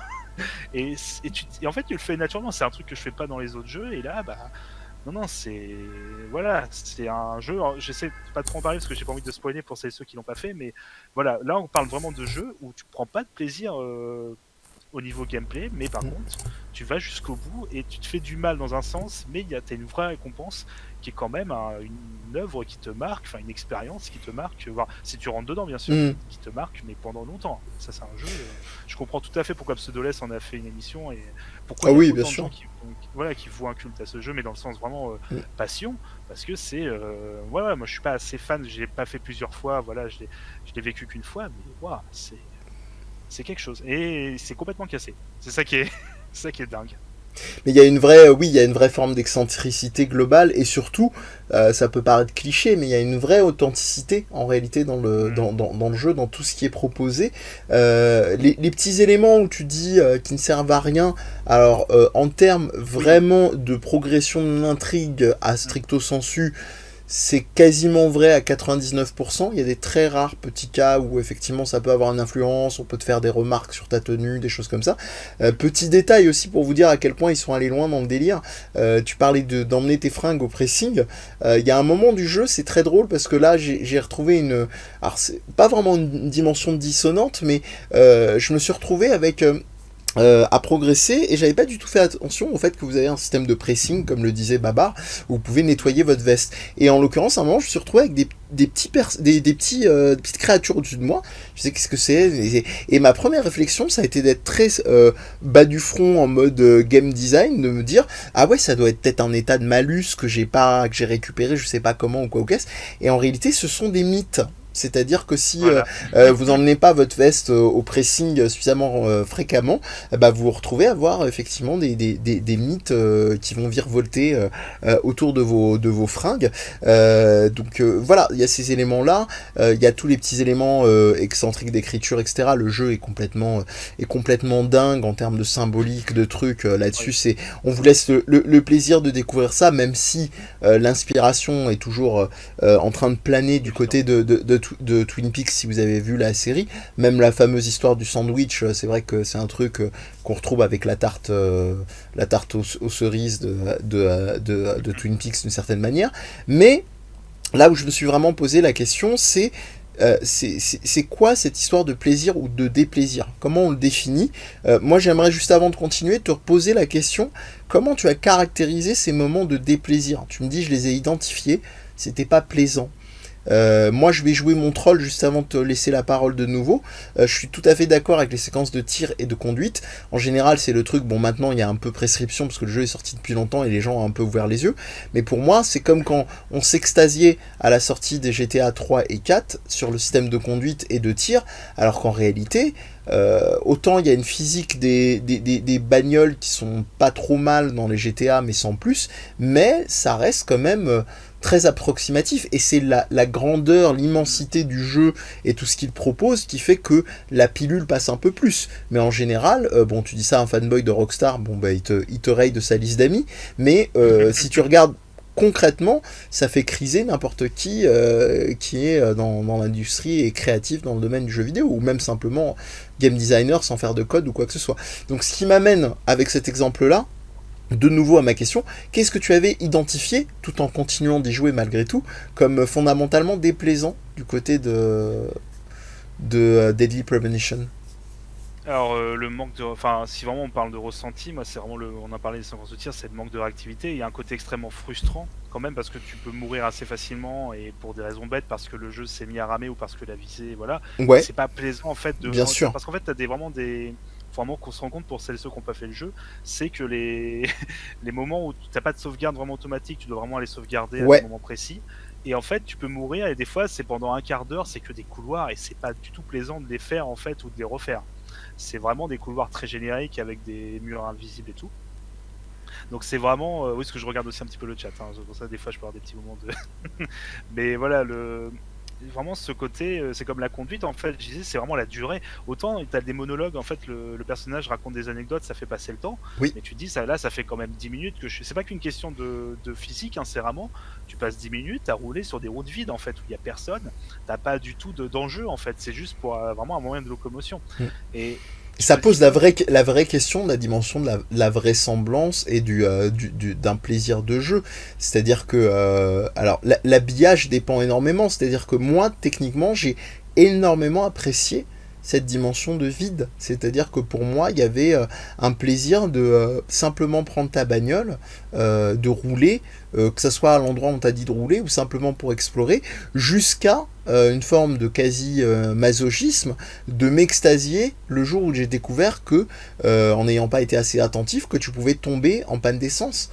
Et que si Oui, tu tombes en panne d'essence, il n'y a aucune solution autre que te laisser mourir en attendant de tomber d'inanition, littéralement, et te retrouver emmené à l'hosto. Et ça, je trouve que c'est ça. c'est brillant. Moi, je trouve que c'est des Ça, c'est éléments. génial. Ouais. Ouais. Et pourtant, en soi, si je rejoins ta logique, c'est déplaisant. Mais il y a une dimension de vraisemblance qui rattrape le tout, quoi, dans la proposition. Bah c'est ça, c'est qu'il y a un côté réel en fait. Comme tu l'as dit, c'est le côté. En fait, est-ce que ça revient un peu sur la mission que tu as fait avec Pseudoless, sur le fun aussi dans le jeu Ouais, vidéo, quoi, dans un sens aussi. Mais c'est vrai que ce côté-là, en fait, c'est ça qui fait qu'on s'y accroche aussi, parce que ça paraît, c'est un réalisme en fait qui peut paraître illusoire, mais qui te renforce un peu dans cet univers aussi, quoi. Comme tu disais, le pressing, voilà, j'ai jamais eu l'occasion de voilà de tomber en panne. d'avoir les Enfin, mythes. si tomber en panne d'essence, si je me Ah, rappelle, j'ai dû d'accord, marcher tomber en pendant panne super d'essence. longtemps. Par contre, voilà, de tomber, non, de pas boire, dans le jeu, je me rappelle plus. Je fais des coucous d'ailleurs au chat parce que là, il y a des Oui, copains qui sont arrivés. on vous Je salue. suis très content qu'ils soient là.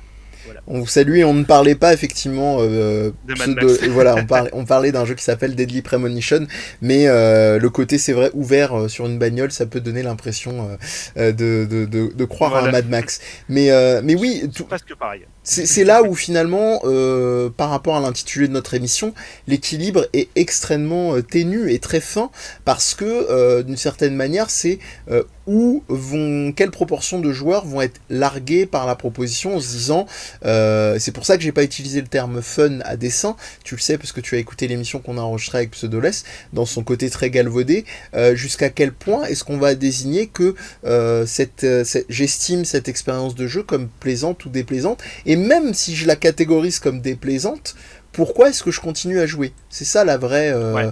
le vrai distinguo et le vrai enjeu, je trouve, en termes de proposition de game design. Et avant de te redonner la parole de nouveau, tu parlais effectivement des femmes, on parlait comment dire, des voyages en bagnole. Il y a aussi les dialogues. Il y a les dialogues, les personnages qui sont très bien écrits. Et il y a aussi alors on spoil pas vraiment parce que c'est quelque chose qui est dès l'ouverture du jeu. Le personnage principal qu'on incarne, en fait, dialogue avec un personnage interne. Il a une espèce de, C'est ça. voilà, on sait pas trop, on vous en dit pas plus d'ailleurs, et d'ailleurs on n'est pas plus fixé que ça à la fin du jeu, donc voilà, de personnages intérieurs, d'amis imaginaires, on sait pas trop, qui s'appelle Zach, et en l'occurrence, c'est brillant parce que on a le choix dans le jeu, à part les séquences scriptées, quand on est en bagnole justement, de pouvoir meubler, parce que c'est une touche contextuelle, où on peut mettre parler avec Zach. Et donc vous avez une touche parler avec Zach, et vous pouvez très bien décider de vous dire non, là je suis bien en caisse, j'ai pas envie de parler, j'ai pas envie de... Et je trouve qu'il y a une forme de consciemment ou inconsciemment, de sensibilité, de finesse de la part des game designers, de se dire je vais pas t'imposer ça, à l'inverse de Rockstar que je citais avant, que ce soit avec GTA ou avec Red Dead Redemption, et non pas Deadly Premonition, qui a toujours cette proposition, je trouve très, je sais pas comment dire ça, mais très grand spectacle, de combler toujours les vides.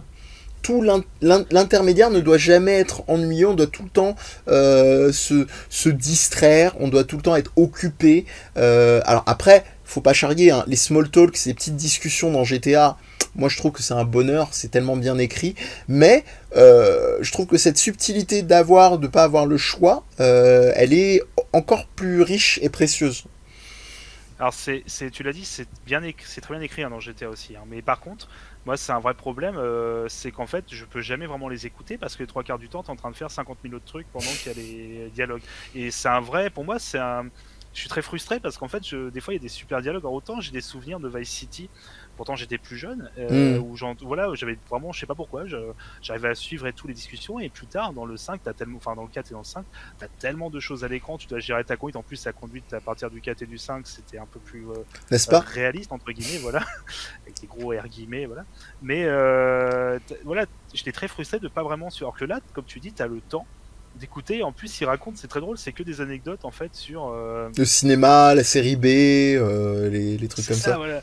Et en fait, ça passe. Alors, il y a un petit spoil dans le chat, forcément. C'est vrai que pour le coup, c'est un jeu là où Deadly Premonition, où j'ai pris le temps d'écouter ça. C'est vrai que je racontais cette anecdote à un pote qui me le rappelle, que Assassin's Creed, par exemple, j'ai fait c'est le Origins, l'avant-dernier en Égypte, et j'ai pas vu une seule cinématique. Parce que ça ne m'intéressait pas du tout en fait l'histoire. Et je suis désolé pour les fans de Assassin's Creed, le scénario je le trouve pas du tout réussi.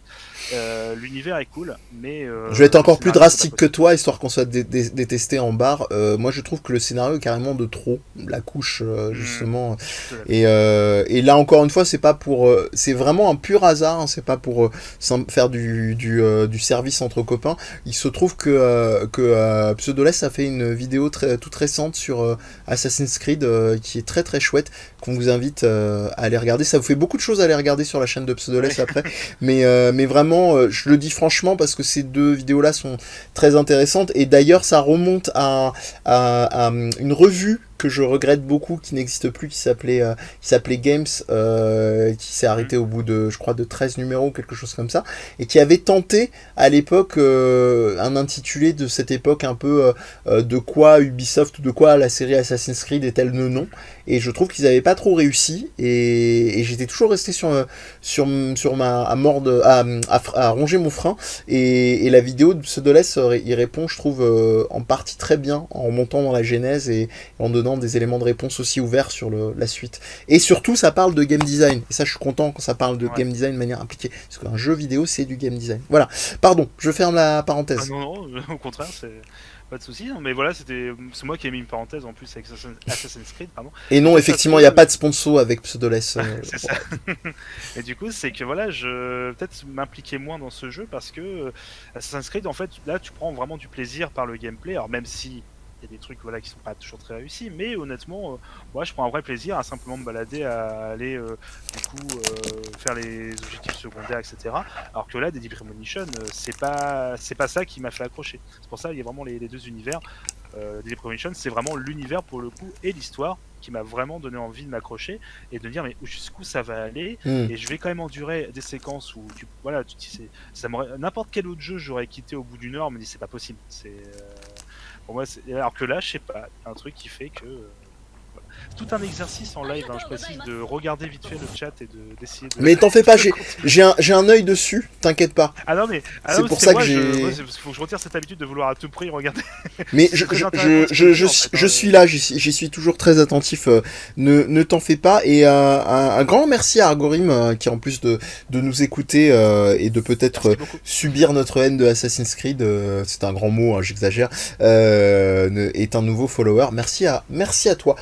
Donc est-ce qu'on continue sur les louanges faites à Deadly Premonition, ou est-ce que on a suffisamment peut-être planté les graines pour donner envie aux gens. En plus, il n'y a pas d'excuse, hein, il est dispo en Director's Cut sur PlayStation 3, il est ressorti sur Ouais. PC, si je ne m'abuse. Donc voilà, il est à peu Sur près... Switch, hein, du coup, c'est ça. Il est ressorti sur Switch à l'occasion de la sortie du Deadly Premonition 2. Origins ça donc voilà, je pense qu'on peut continuer. Ouais. Juste accrochez-vous, ça vaut le coup, même si on va en Ouais, perdre un peu vraiment. sur la route, c'est normal. Si vous pensez que c'est pas très bien, c'est tout à fait normal. Ça vient après, ça vient au fil des heures. Et puis l'avantage c'est que le jeu ne vous ruinera pas si vous avez pas forcément beaucoup de moyens, ce qui peut être une réalité, on le répète très souvent sur des podcasts, hein. Jeux vidéo comme les objets type BD, manga et séries télé, ça coûte de l'argent, on en est conscient. Voilà, on continue. Est-ce que tu avais un autre jeu sur lequel tu souhaitais qu'on Alors, un enchaîne? que j'avais pas prévu, je Ah, vais juste en parler rapidement. bah c'est parce bien, que j'aurais j'ai même pas de j'ai eu visuel à moitié. sortir. Je m'apprêtais à... Mais c'est parce qu'en fait, bon, je suis désolé, ça fait très direct voilà, sur Twitch et tout pour le podcast, hein, mais c'est parce que c'est totalement visuel. Mais si je te montre ça, Koudelka, bah oui, bien sûr, de alors, SNK, Heliolis, ouais, alors ouais. je monte bien pardon, à la caméra, donc c'est Koudelka, comme tu l'as dit, Ouais, voilà. Qui est un jeu que j'ai beaucoup de souffrance à faire. Alors, ouais. alors, pour le remettre un peu dans le contexte, Oui, on va Koudelka, essayer. alors c'est un mix entre un survival, alors on est encore dans survival horror, j'ai même pas Ouais, fait exprès, beaucoup. entre un survival horror et un RPG avec des combats tactiques, alors dans le sens où c'est au tour par tour sur une sorte d'échiquier, mais en fait le côté tactique est pas très intéressant, c'est plus voilà un jeu voilà au tour par tour RPG qui propose une ambiance assez fabuleuse Ah oui, elle est folle, et hein. voilà, et qui fait partie de ses premiers jeux d'époque du coup, PS1. PS1 où il y avait 4 CD parce que tu avais énormément de cinématiques en fait. Et le jeu doit durer, je sais plus, peut-être Comme des 6 épisodes. Galerians, qui lui aussi est une forme de Voilà. jeu horrifique, etc. Qui était un peu la version un peu japonaise. Galerian, c'est ça, de Scanner en fait, si je puis dire entre guillemets. Si je me trompe pas, c'était ça, un Galerian, c'était avec des pouvoirs psychiques qui faisaient éclater les crânes, si je me Exactement. trompe pas. Voilà.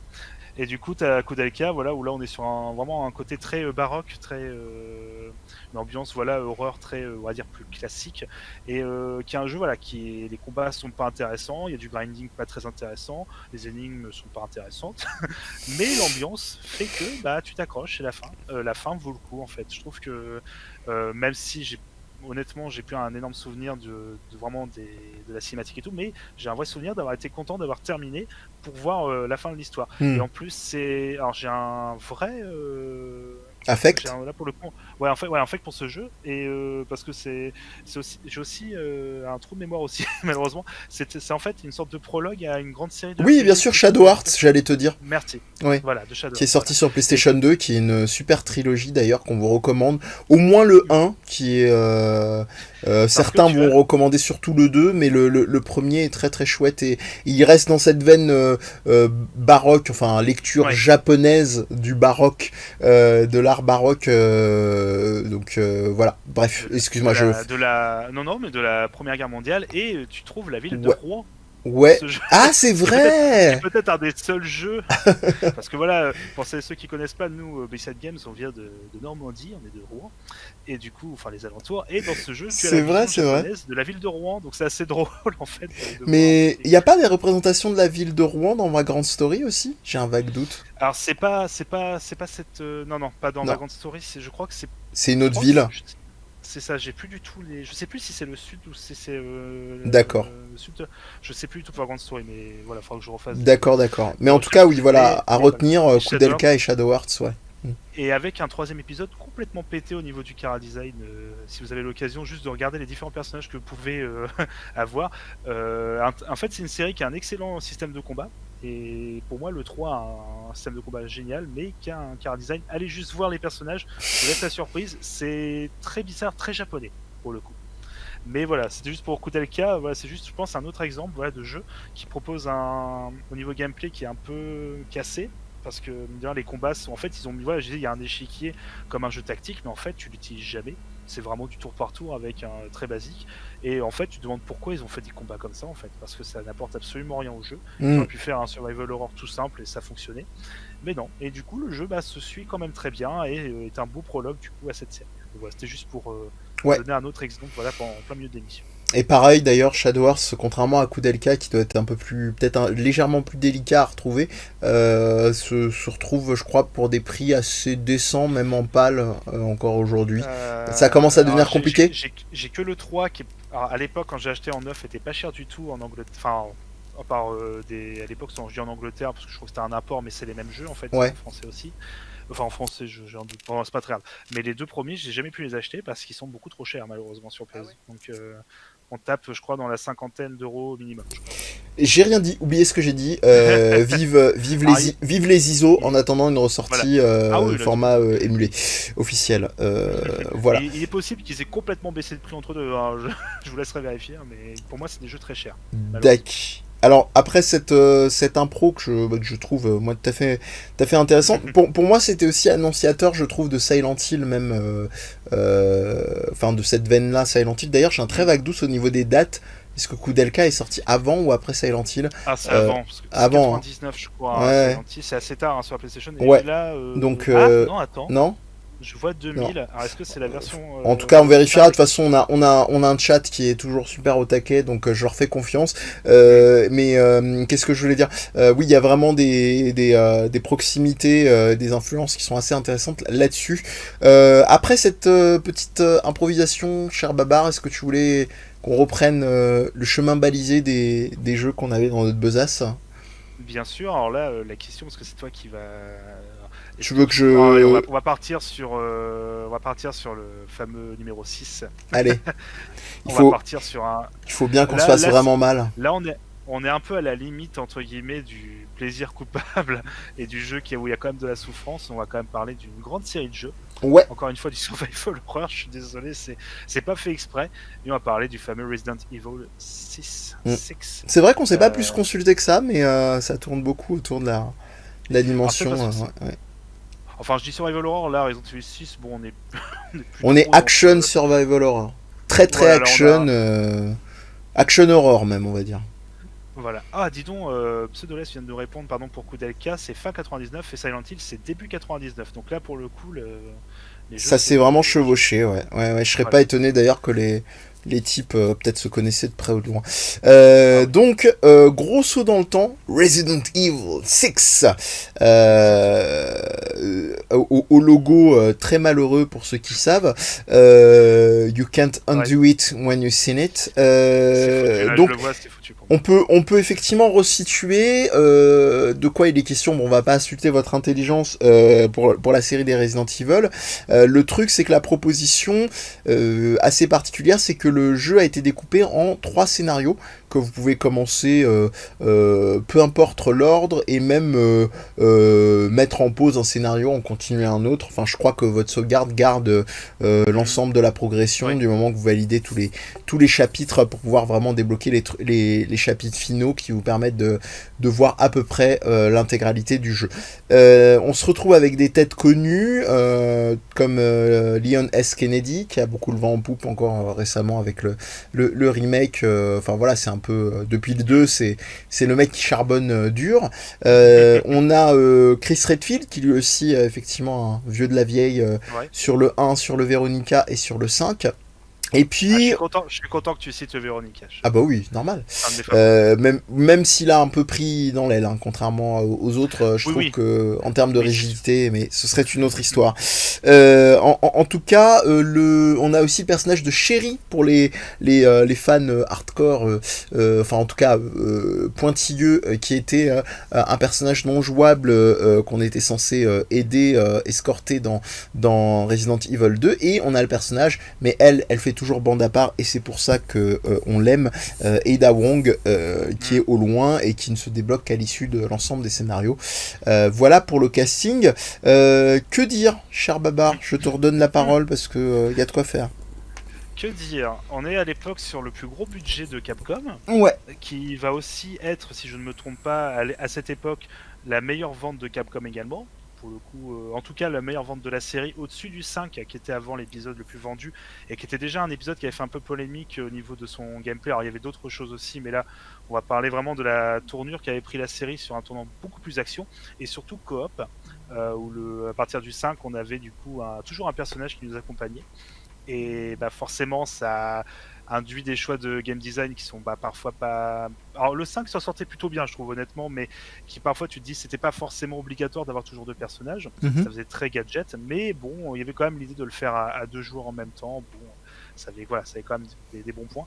Mais là, RE6, ils ont dit bah là on va mettre tous les potards à fond. C'est-à-dire qu'en gros, bah, cette fois, comme tu l'as dit, il y a 3 histoires.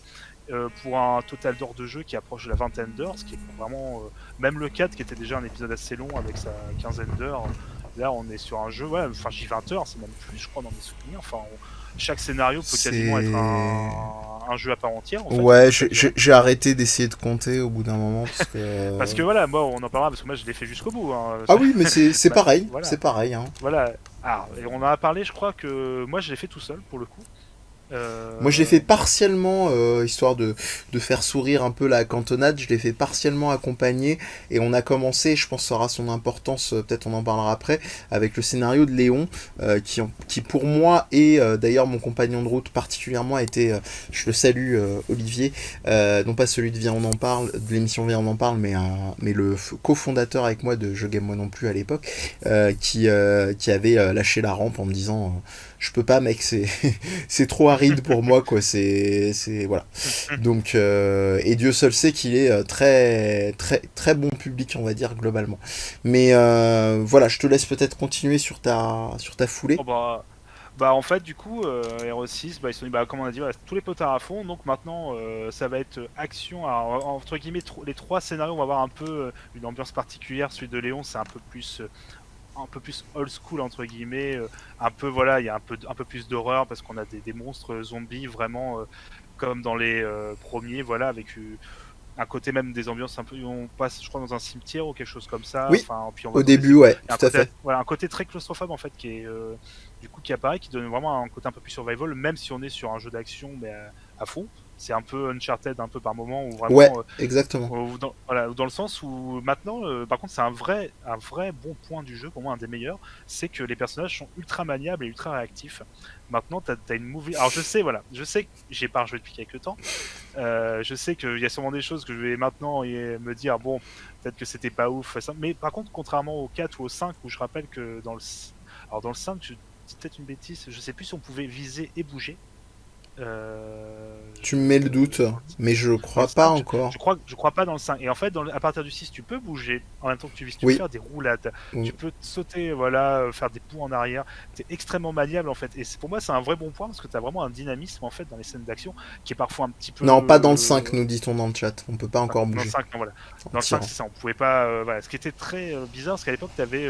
Autant Hero 4 était vraiment le patron des jeux de tir à la troisième personne. Après, tu as eu Gears of War qui est arrivé et tout, voilà, T'as toute surtout eu la Dead vague. Space quoi, qui a Voilà, vraiment c'est ça. Dead redéfini le... Space, voilà, et toute la vague de jeux avec des coloris très marrons de l'époque 360 et PS3, mais ça c'est un autre débat.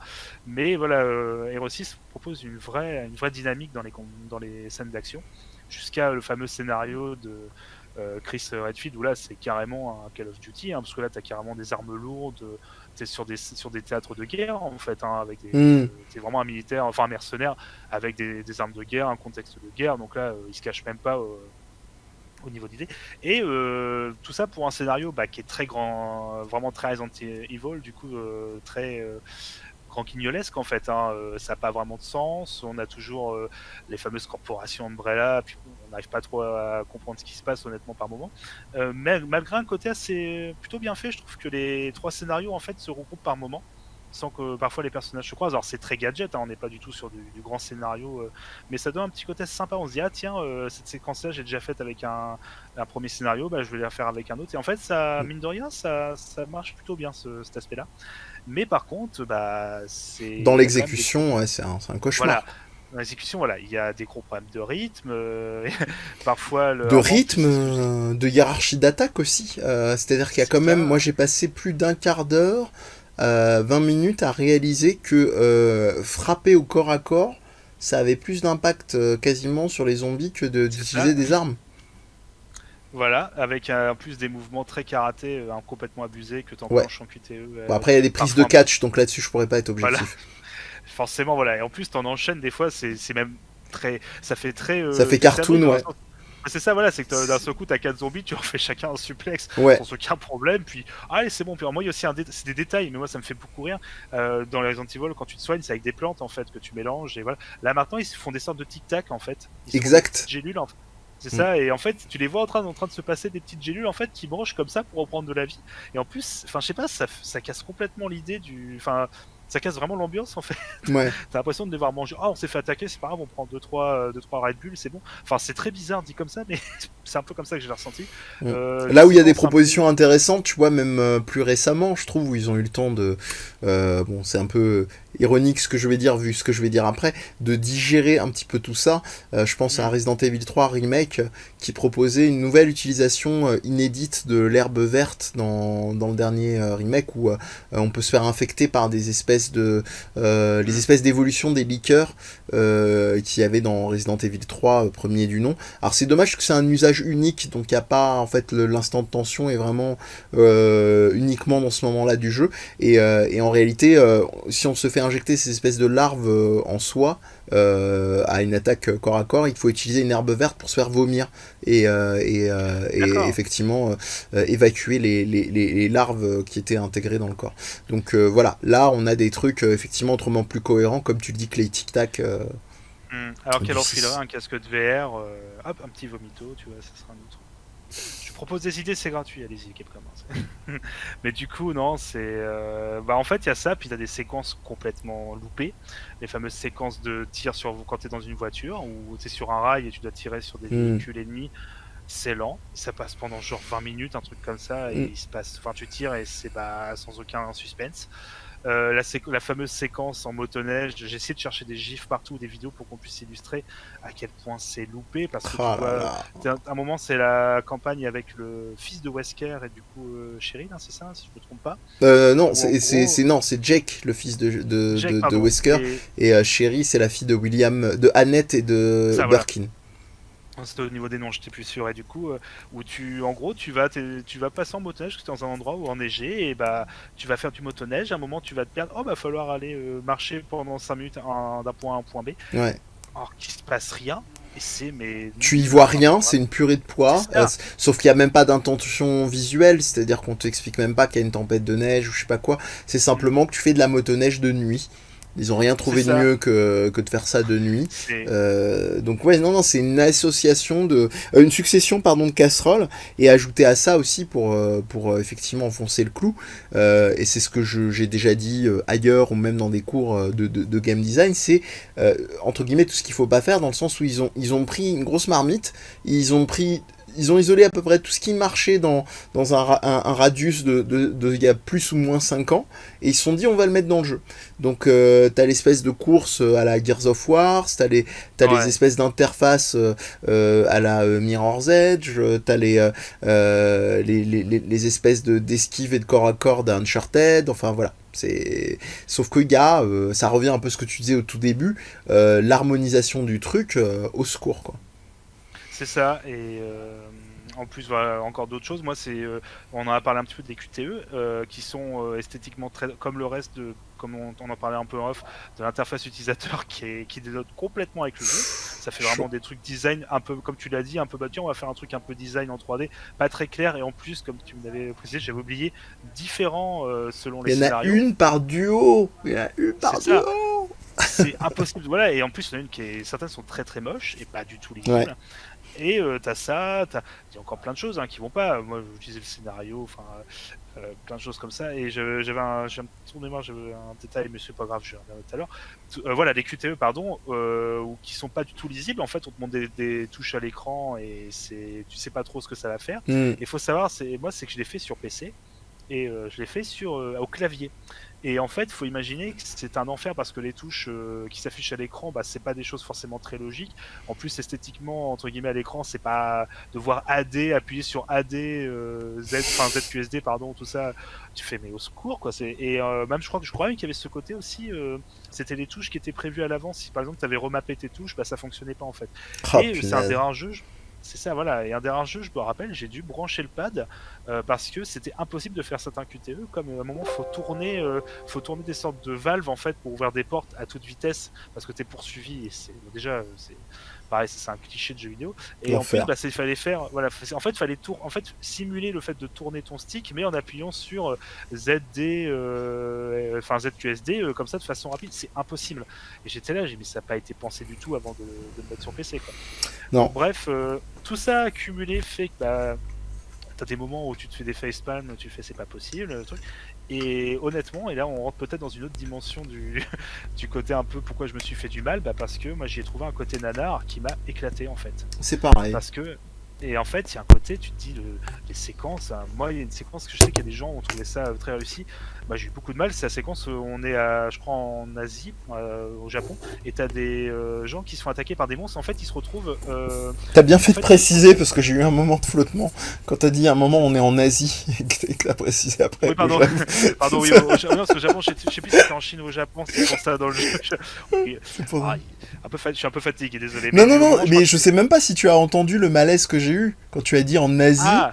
Moi j'ai entendu Troisième Reich, quoi. Ah, non. Et t'as eu un moment de flottement avant de dire, attends, il y a un cosplay que j'ai loupé dans le jeu, il y a un DLC que je n'ai pas vu. Voilà, bref. Ça aurait été un peu... Voilà, on est deux à être fatigués. On est deux à être fatigués. Voilà. Alors, dans le continent asiatique... Voilà. Dans le pays du Japon, si je me trompe pas, tu as des monstres qui attaquent et qui chopent des civils en fait, et en fait ils se retrouvent sur le dos, et en fait c'est des ennemis rampants en fait qui courent un peu partout. Et pardon, c'est parce que je vois le chat, tu comprendras après. Du coup, t'as des ennemis en fait rampants et t'as des civils en fait sur leur dos qui sont en train de on nous attaque, enfin sauvez-moi. Et en fait c'est d'un ridicule parce que tu les vois, en fait tu vois des gens comme s'ils étaient les cas de fer en l'air en train de et qui courent pas. Et toi tu dois tirer et leur courir après et tu fais c'est pas possible. Enfin comment ça a pu être validé ce genre. Et moi je sais que ça n'a pas. J'ai trouvé ça ridicule. Tout comme t'as des séquences aussi avec des monstres, le monstre géant qui t'attaque et ils ont tous des positions de super-héros dans les cinématiques en mode ils font des sauts, c'est d'un ridicule, tu fais c'est pas possible. Et moi j'étais là, mais j'ai trouvé, moi limite je sortais le popcorn à ces moments-là, j'étais bon. Après heureusement les séquences de jeu sont pas trop loupées pour que tu puisses quand même t'amuser, mais c'était pas non plus un immense plaisir de faire certains combats, ça c'est sûr. Non, c'est certain. Puis les séquences de stealth qui étaient complètement loupées. Voilà. Et pourtant, moi c'est un de mes jeux et je l'assume totalement où je me suis éclaté. Malgré les gros... pendant qu'un chat apparaît... Oui, elle est pas sortie de la journée, c'est pour ça que... Voilà. Elle vient réclamer son dû de papouille. Et voilà. En plus, ça donne droit un peu de ronde thérapie en ASMR. Mais voilà, pour le coup, il y a ces séquences loupées. Et moi, j'y ai pris un vrai plaisir pour le côté nanar. C'est encore une autre façon, voilà, de... Pourquoi je me suis fait du mal avec Resident Evil 6 parce qu'il y a un côté nanar. En fait, que certains jeux, je pense, ont parfois fait que ça sauve, un peu comme certains films sont sauvés de leur médiocrité par leur aspect nanar et trouvent du coup des vraies qualités. Là, je pense que c'était un peu la même chose avec ce genre de jeu. Alors, ça, c'est pas, voilà, pour rester quand même un peu dans le sujet, on va pas parler des jeux nanar, mais je pense que c'est un vrai. Pourquoi je me suis fait du mal? Parce que je me suis éclaté quand même au fond, j'ai eu un plaisir coupable. Oui, de toute façon, j'ai pas grand chose à rajouter. Hein. Ce qui m'a fait tenir, c'est deux choses. C'est le côté complètement déjanté. Trois choses. Il y a une espèce de pas de voyeurisme, mais de dimension un peu. C'est quoi cet incident, cet accident industriel, quoi, auquel je suis en train d'assister. Le deuxième, c'est effectivement ce côté très très teinté de nanardisme plus ou moins maîtrisé.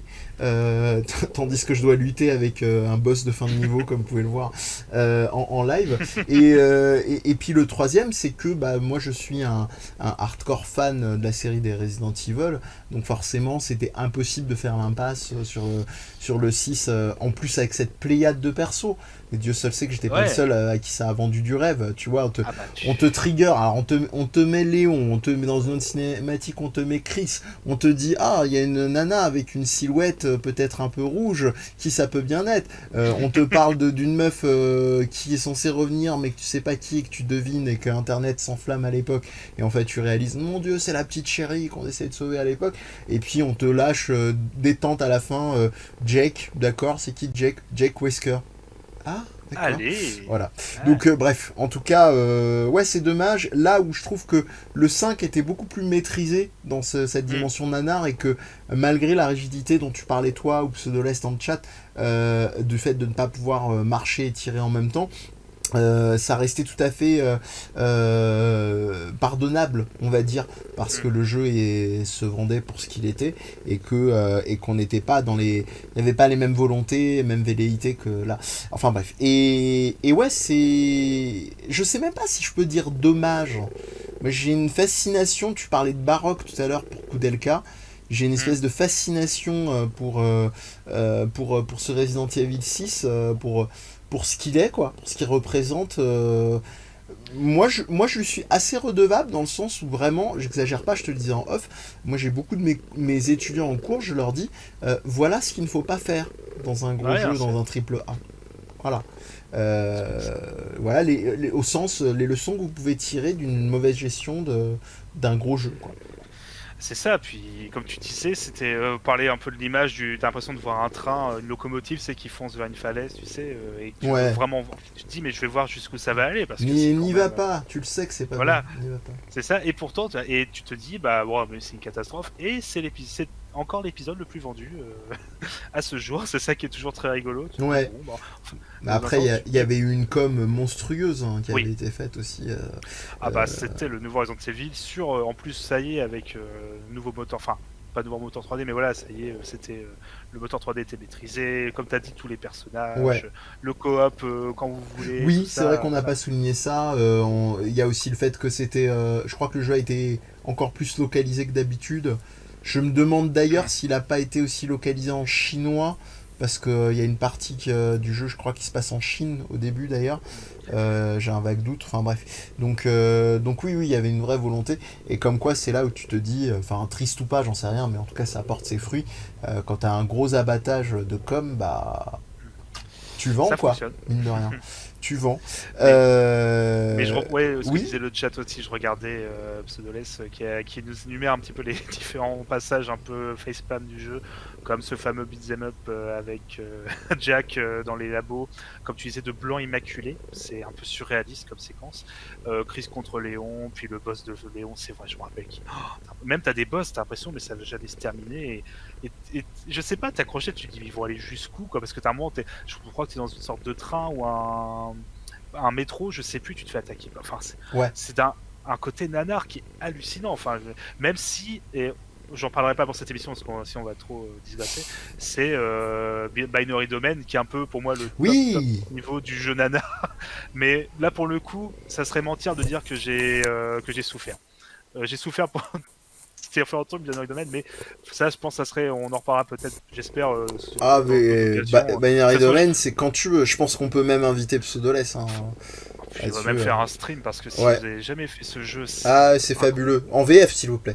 En VF, la VF l'a pu péter depuis longtemps. Hein. Ça, tout à fait. C'est incroyable. Voilà, je crois que. Est-ce qu'on a fait un tour total ou est-ce qu'il nous reste pas un jeu en. Alors, j'avais un jeu qui était un peu bonus. C'est marrant parce qu'on a un avis un peu différent, je crois, dessus. Qui est écoute, c'est d'autant plus pertinent. Ça va beaucoup vous étonner, qui n'est pas un survival horror pour le coup. Je t'en ai parlé un peu rapidement, je sais pas si. Ah oui, ça y est, ça me revient. Voilà, parce que même là, tu vois, j'ai pas du tout fait mes devoirs, parce qu'en fait, j'étais parti sur c'est bon, Mehdi, il a tout géré, c'est que je me rappelais même plus c'est Disaster. SOS Last Escape, voilà. Disaster, ça, ouais. Voilà, alors je te dis ça parce que je confonds, parce que j'ai entendu encore récemment le nom japonais, et en fait, je sais Zetai, je me souviens plus de la suite du titre, mais oui, mais en tout cas, je vais nous retrouver ça. Tandis que effectivement vous le voyez à l'écran, tandis que Babar va commencer à vous en parler. SOS de Great Escape, hein, c'est The Final Escape. Final Escape, pardon. Voilà, qui est un jeu qui m'avait beaucoup intrigué à l'époque où il était sorti sur PS2, qui est sorti, je crois, alors j'ai plus l'année malheureusement, mais 2002, je crois, quelque chose comme ça. Qui était en fait une saga au Japon. Alors, nous, on a eu que cet épisode, je crois, tout à fait. sur PS2. 2002 au Japon, 2003 par chez nous. C'est ça. Et le titre original, et j'arrête définitivement de te couper après, c'est Disaster Report. Originalement au Japon, c'est Zetai Zetsumei Troshi. Et en version PAL, ça a été traduit par SOS de Final Escape. Voilà. C'est ça, c'est que je confondais la version américaine. US et tout à fait. Disaster. et qui est un jeu en fait extrêmement intriguant prime abord parce que ça rappelle un jeu qui s'appelait SOS qui était sorti sur Super Nintendo par exemple, si je me trompe pas, c'était ça où tu jouais des personnes qui étaient dans un navire qui était en train de couler en fait, et tu devais aller, tu jouais en fait un passager qui devait aller chercher les différents membres d'équipage ou les différentes personnes pour essayer de sauver le plus de monde dans ce bateau. Là, c'est un jeu, donc du coup SOS. Ah, excuse-moi, je Je t'entends ne me plus. souvenais plus de ce SOS sur Super NES. Ça me revient Alors maintenant.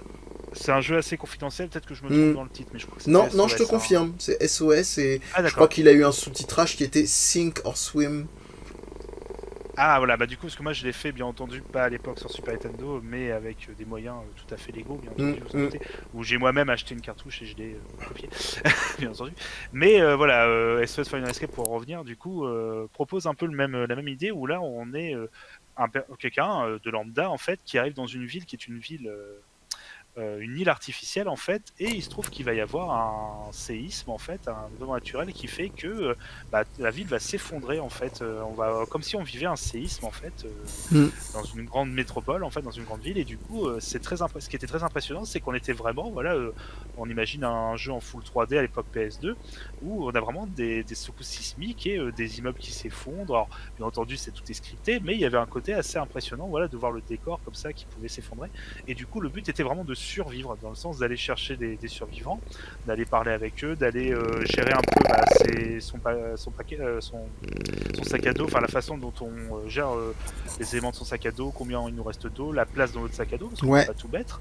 Voilà, un peu comme tu parlais dans Resident Evil 4, c'est un peu la même idée, c'est-à-dire qu'il faut vraiment optimiser au mieux la place dans son sac à dos et oui, du coup rencontrer des survivants, parler avec eux, est-ce qu'on va les aider, c'est comment on ça. va les aider du coup.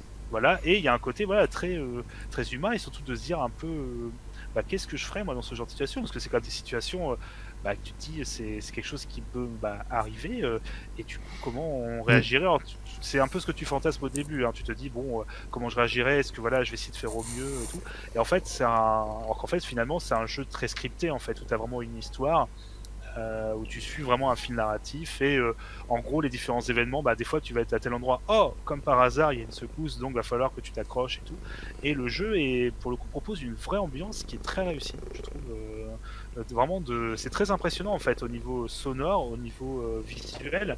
Quand tu as un séisme, quand tu as des immeubles qui s'effondrent, tu peux vraiment t'y croire. Ah ouais, c'était C'est impressionnant. Même encore aujourd'hui, je trouve hmm, que même pour de la PS2, c'est assez brillant.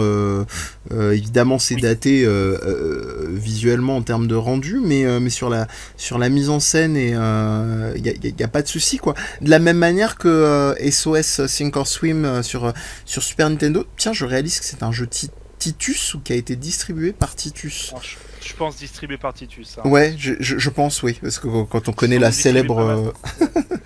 euh, Titus que les jeunes ne peuvent pas non, et comprendre. tant mieux.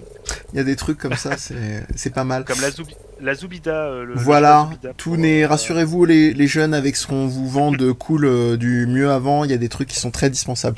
Et qu'est-ce que j'allais dire Oui, oui, moi je suis très heureux que tu parles de SOS Final Escape, parce que je me sens souvent très seul quand je parle de ce jeu-là. On va revenir quand même sur des propositions, parce que on est un peu parti sur du témoignage un peu de fans sur les derniers jeux. Bon, on s'est rattrapé sur Resident Evil 6, mais là, ce qu'il faut savoir, c'est qu'on a un système qui est quand même globalement assez intelligent, moi je trouve, sur la proposition de ce Disaster Report ou SOS Final Escape, c'est selon. Qu'est-ce que je voulais dire? On a une bonne gestion, comme le disait, parce que vous devez gérer votre inventaire, vous devez gérer votre vie, votre endurance. Il y a une importance très poussée sur le fait de se déshydrater. C'est pas uniquement un pur truc esthétique ou que sais-je. Il y a il y a une vraie dimension poussée sur la proposition qui est faite. Alors après, avant que je n'oublie, fun fact qui est rappelé, je pense, par tous les gens qui font une session découverte sur le jeu, la coupe de cheveux des personnages sur la version PAL a été changée en blonde, alors que je crois qu'initialement ils étaient bruns, et globalement dans le jeu je crois que les personnages sont passés de brun à blond pour apparemment officieusement une meilleure localisation. Donc voilà. Et on a on a une animation qui est clairement un peu saccadée, mais globalement si on pardonne un petit peu les vides ambiants de la même manière qu'on en parlait, encore une fois un jeu japonais, je me rends compte qu'on a parlé. Est-ce qu'on a parlé exclusivement que de jeux japonais jusqu'ici ? Parce que Alors oui. Ouais, Alors voilà. c'est pas fait exprès. Non, mais ça arrive souvent sur mes streams, donc là c'était pas de ma faute, mais pour une fois je peux. C'est pas fait. Non, c'est pas fait exprès. J'avoue que j'avais pas du tout fait le rapprochement. C'est parce qu'il y a.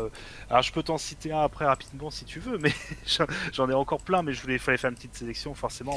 Ah, je crois que ce sera bien de terminer sur celui-ci. Voilà. Et vraiment, voilà, les attributs de game design, moi je trouve, ont suffisamment d'intérêt et d'importance pour être soulignés sur la façon dont vous allez devoir avancer à tâtons, sur la façon dont vous devez gérer effectivement votre vie ou votre barre d'endurance, etc. Et moi, lorsque tu m'as proposé ce jeu-là, bon, je t'en ai rien dit pour rester évidemment spontané au niveau de la discussion, mais ça, j'ai pas pu m'empêcher de penser à deux jeux que je vais évoquer avec toi présentement dans des registres différents. Le premier, comme ça on va sortir un tout petit instant, ce sera le seul occidental et en l'occurrence français, c'est I Am Alive des studios Ubisoft. Alors oui, alors ça, alors je me permets parce qu'en fait on sort oui et non de l'Asie. Alors c'est parce que ça a été un projet, je pense que tu es au courant, qui a eu beaucoup de mal à sortir, oui. qui a d'abord commencé par un studio français, j'ai plus le nom malheureusement du studio, qui avait commencé à le développer et qui a été rattrapé par Ubisoft et qui a été terminé par Ubisoft Shanghai. Tout à fait, une vraie arlésienne ce jeu, mais en tout cas vraiment comme pour SOS Final Escape, énormément de très bonnes idées, et on rejoint un peu cette idée de pourquoi est-ce qu'on se fait du mal pour finir le jeu. Alors en l'occurrence I Am Alive, je ne l'ai pas terminé, je ne désespère pas par contre de le reprendre, parce qu'il y a on a beaucoup parlé d'identité visuelle dans les jeux, il y a une vraie identité visuelle dans le jeu. Alors je suis vraiment navré pour l'ASMR félin, hein, j'espère que c'est pas trop ça vous importune pas trop, mais en tout cas il y a des logiques aussi où on peut se sortir de situations en bluffant aussi, ce qui est très rare dans les jeux d'action, où on peut par exemple menacer d'une arme vide, soit par choix de pas vouloir tuer les ennemis, soit parce qu'on a plus de balles pour les menacer avec un flingue vide. Enfin, il y a plein de petits trucs vraiment assez brillants. Voilà, bah vas-y, attaque-toi au micro. C'est vrai que ça va pas du tout causer de problème en termes audio. Ah, excusez-moi, c'est une vraie navigation tous les instants.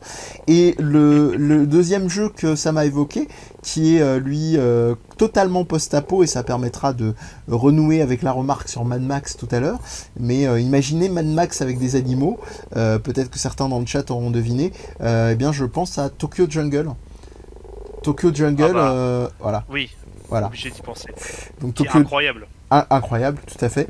Tokyo Jungle, pour rappel, donc, qui est un jeu qui se passe dans le Shibuya, donc, qui est un quartier branché jeune de Tokyo, et qui vous propose simplement d'incarner de pléiade d'animaux. Donc vous vous retrouvez donc dans Tokyo Jungle. Et merci à toi, Punky. Salut, merci pour le raid. Très très très cool de ta part. Et puis et bienvenue, oh là là, à tous ceux qui arrivent en masse, en raid. Bienvenue, installez-vous. On est en train de parler de Tokyo Jungle et on est en train de parler des jeux, à savoir pourquoi est-ce qu'on se fait du mal à finir certains jeux. Donc n'hésitez vraiment pas à participer les uns les autres au chat. Vous êtes les bienvenus. Et voilà, donc Tokyo Jungle qui est assez brillant dans cette idée parce que le jeu est globalement bon. Les mécaniques sont proposées, sont plutôt, on s'y tient, mais il faut quand même s'imposer le fonctionnement, les attaques létales, les morsures spéciales, etc. Il y a plein de trucs dans le jeu qui sont pas dits. Et je trouve que c'est assez intéressant parce que ça fait partie, pour expliquer, donc Tokyo Jungle, c'est le retour du règne animal, quoi, en gros. Et vous vous retrouvez à incarner autant des alligators que des bichons maltais, que des hyènes, oui, que bichon, moi, c'est ce qui m'a le plus marqué. Voilà, que des poussins, que des voilà, c'est assez merveilleux. Et je vous rassure, on n'est pas dans un genre horrifique. Donc si vous voyez une tentacule, quelque chose qui ressemble à une tentacule, ce n'est que la queue de mon chat qui se balade. Ouais, c'est ça. Toi, t'avais échangé un camarade de collègue, tu l'avais échangé contre Sonic Adventure 2. D'accord. Eh ben écoute, Ah, il rien que parle ça. de. En fait, je suis très heureux que Punky en Pour parle. Enter de J'y ai pas pensé Matrix. maintenant. J'ai des souvenirs, des flashbacks, tu sais, comme dans les films, tu sais, où tu penses à la guerre du Vietnam. Il vient de parler de Hunter vu Matrix. Ouais. Et dans le souvenir de jeu Qu'il fait que ou tu fais refait du sur mal. son stream d'ailleurs en ce moment, Punky. C'est Ouais, dire c'est le vrai, courage. Punky, ouais. Et alors, j'ai pas vu le stream malheureusement, mais j'ai vu qu'il en avait streamé. Hunter the Matrix, on parlait de catastrophe industrielle, on est pas mal aussi là-dessus. Hein. Ouais, ça se pose là. Ok, pourtant je suis allé au bout, c'est ça le pire. Alors que je vois, et je sais plus ce qui m'accrochait, mais les séquences de combat étaient pas ouf, mais il y avait des bonnes animations. Mais... Enfin bref, c'était. Bon, là je parle un peu, mais Hunter the Matrix, ouais, Alors que, aussi. Enfin, on aurait pu en parler aussi aujourd'hui. alors que Punky nous sort Mais des smileys de Bill du Big Deal. C'est assez merveilleux, je vous avoue c'est que. Voilà. pareil, la jeunesse, vous avez loupé des choses aussi. Tout n'était pas si mauvais que ça. En l'occurrence, donc pour revenir, on était parti Ouais. initialement de ta proposition qui était SOS Final Escape et on est arrivé effectivement à deux jeux que ça m'évoquait qui étaient respectivement donc I Am Alive d'Ubisoft puis Tokyo Jungle, vraiment que je vous conseille comme pure curiosité. Oui. En fait, c'est des boucles de jeu très simples. Vous incarnez un animal et vous devez survivre le plus longtemps possible. Sachant que vous avez un mode story qui est très intéressant, je trouve, dans la proposition notamment excentrique aussi, scénaristique, et que j'ai trouvé très touchant. Moi, à titre perso, je sais pas si tu as été au bout de ce mode je suis pas allé au scénario. bout de ce mode, mais j'ai fait quelques animaux et en fait, je me suis un peu lassé de la boucle malheureusement de gameplay. Malgré toutes les qualités que je trouve au jeu, j'ai pas assez accroché. Même si un jour je le finirai, hein, parce qu'il il est tellement unique en fait dans sa démarche, dans sa proposition que bah, forcément, moi en plus, tu joues un petit bichon. Alors dès le début, j'étais conquis. Voilà, j'étais conquis. Hein. Voilà. Pendant que dans le chat, c'est vrai que ça évoque Disaster Day of Crisis, qui est un jeu Wii. Plus récent, sorti sur Wii, où on fait des exercices de respiration. C'est quelque chose. Vous aussi, alors si vous n'avez pas connu la Wii, c'est pas pour ce jeu-là, je parle. Quoique non, c'est très drôle. Si vous avez loupé. Ah mais la Wii, très sincèrement, c'est moi je trouve que c'est une mine d'or de jeu que beaucoup de gens évacuent pour pas grand-chose. Que ce soit Red Steel, surtout le 2. J'avouerais, parce que le 1 a quand même pris un gros coup dans l'aile. Fragile Dreams, No More Heroes, même s'il est sorti sur d'autres supports 1 et 2. Enfin voilà, il y a vraiment la Wii en plus, elle ne coûte plus grand chose maintenant. Les jeux, c'est le moment parce que il n'y a pas encore une hausse complètement folle au niveau des prix, donc vous pouvez encore les retrouver sur des vides-greniers ou dans des caches converteurs à des prix à peu près décent, surtout pour des jeux Nintendo. Donc voilà, vraiment la Wii, un investissement qui en vaut le coup. J'en ai pris deux rapidement et après on va pouvoir reprendre. Forcément, si on parle de Wii, il faut parler. Oui, Pandora's Tower, bien sûr, bien sûr. Et il faut parler aussi de Sin and Punishment 2.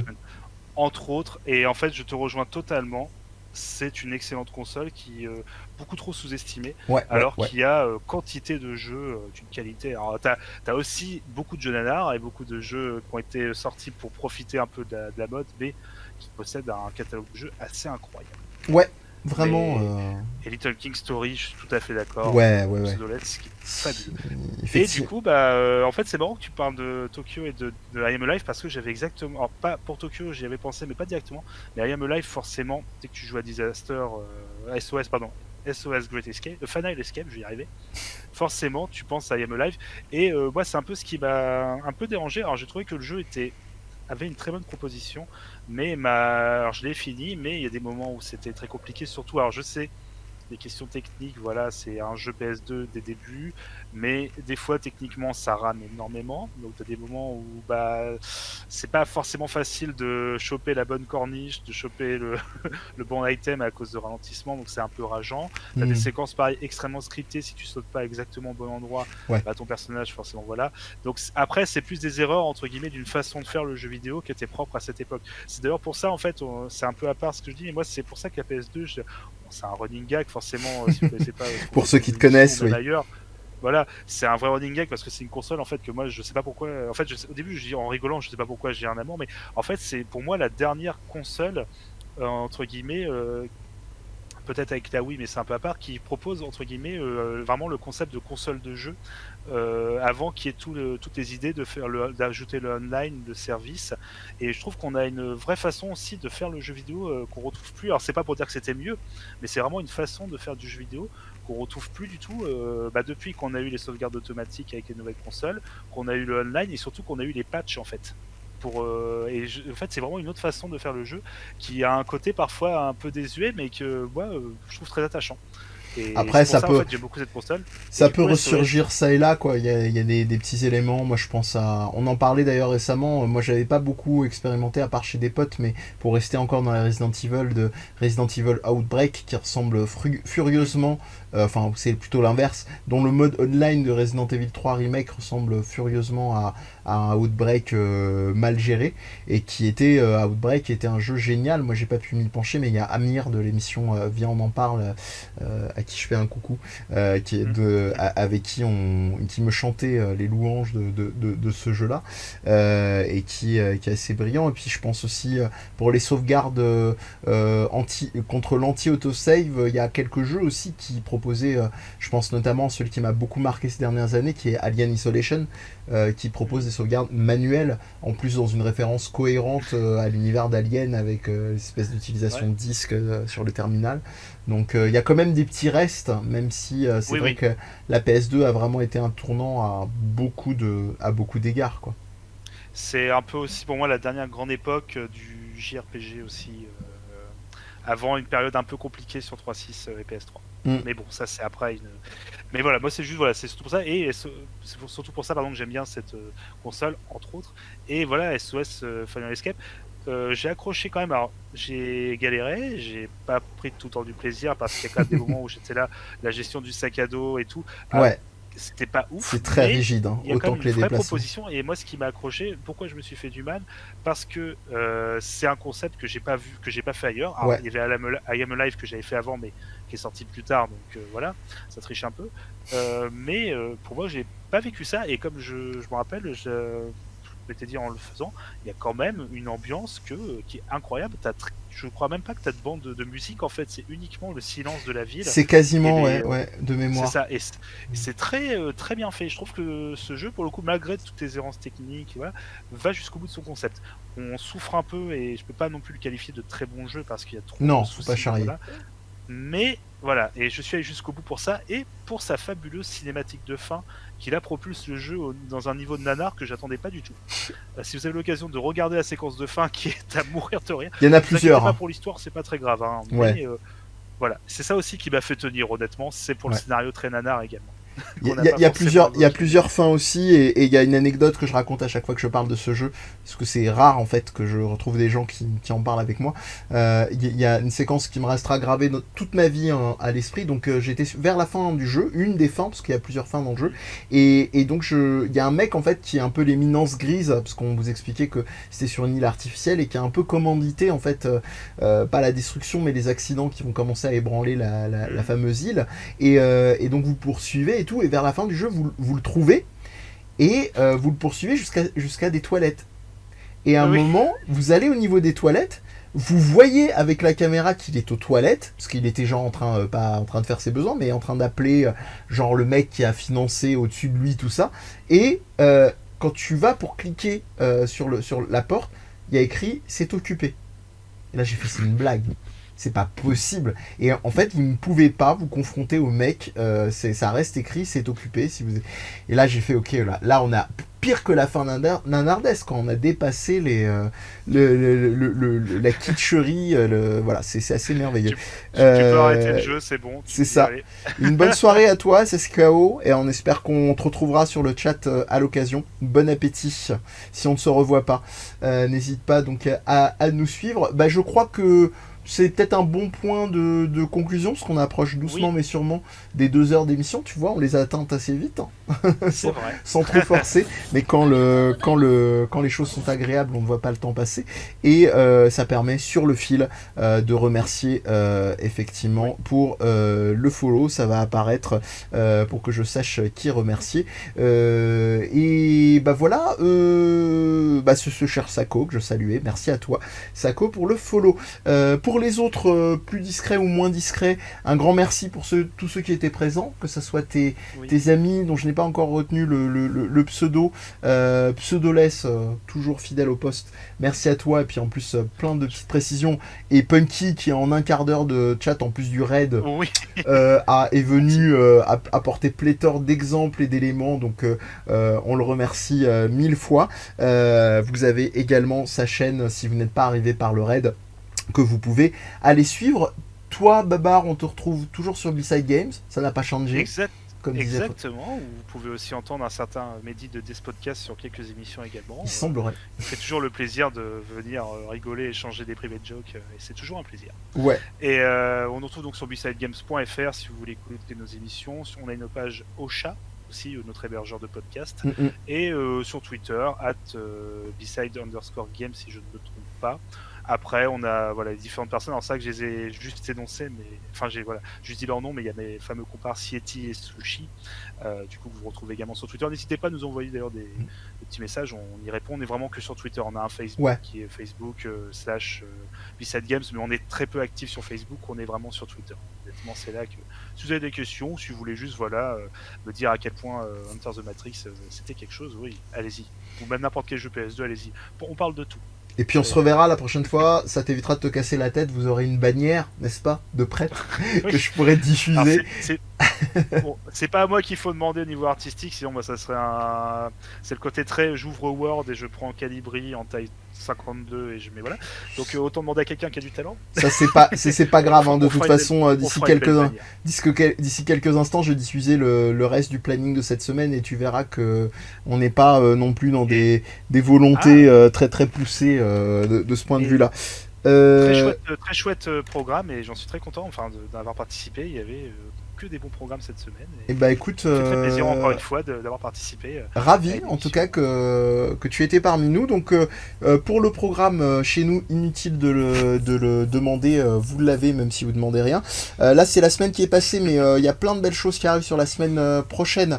Alors donc là on a eu un live sur la série des Megaman 0 avec TMDJC lundi. On a eu un live spécial Suikoden 1 où l'aventure commence avec en plus des gens de toutes horizons, parce que le live est bilingue, ce qui nous amène ensuite à jeudi aujourd'hui avec Babar. Demain c'est toute l'actu du catch avec le Catchacast live comme tous les vendredis, et puis on recommence à partir de lundi prochain avec Gramoul de la chaîne Gramoulzlu et du groupe Trop Dark pour toi, qui me fera le plaisir d'être avec moi pour un live sur décidément on n'en sort pas, Resident Evil Revelations 2, qui est un mode coop et que j'avais envie de faire jusqu'à son terme, à défaut d'avoir pu faire Resident Evil 6 la dernière fois. Donc voilà, on espère que vous serez au rendez-vous, hein. Les rendez-vous qui ne bougeront plus, ça sera a priori le mercredi et le vendredi. Donc si vous êtes fan de catch, c'est le vendredi soir,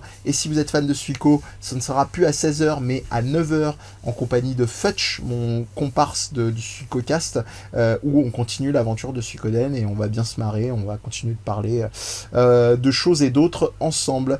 Voilà, un immense merci mon cher Babar d'avoir été présent à mes côtés. J'espère que tu le sauras à d'autres occasions, hein. La porte t'est ouverte. C'est Pseudoless, je ne lui dis pas parce qu'il le sait. Bientôt à toi, Saïlar également, on te salue, merci. Et puis c'est le meilleur, faut que je l'ajoute à chaque fois avec tous les autres copains aussi, et Saïlar. merci à toi. Corim et Allen, vous êtes vraiment les meilleurs. Avec plaisir, et puis on espère qu'on te verra sur des émissions. Et puis Punky, j'en profite vu que tu es là, en plus de te remercier du raid, la maison t'est ouverte. c'est comme la Maison Bleue de Maxime Le Forestier, hashtag OkBoomer. Tu passes quand tu veux, si t'as un sujet ou si t'as un jeu que t'as envie qu'on discute ou qu'on fasse ensemble, tu me préviens et on fait ça. On vous salue, portez-vous bien pour chacun chacune, et puis pour ceux qu'on connaît, des gros bisous. Ciao. Des bisous. Salut.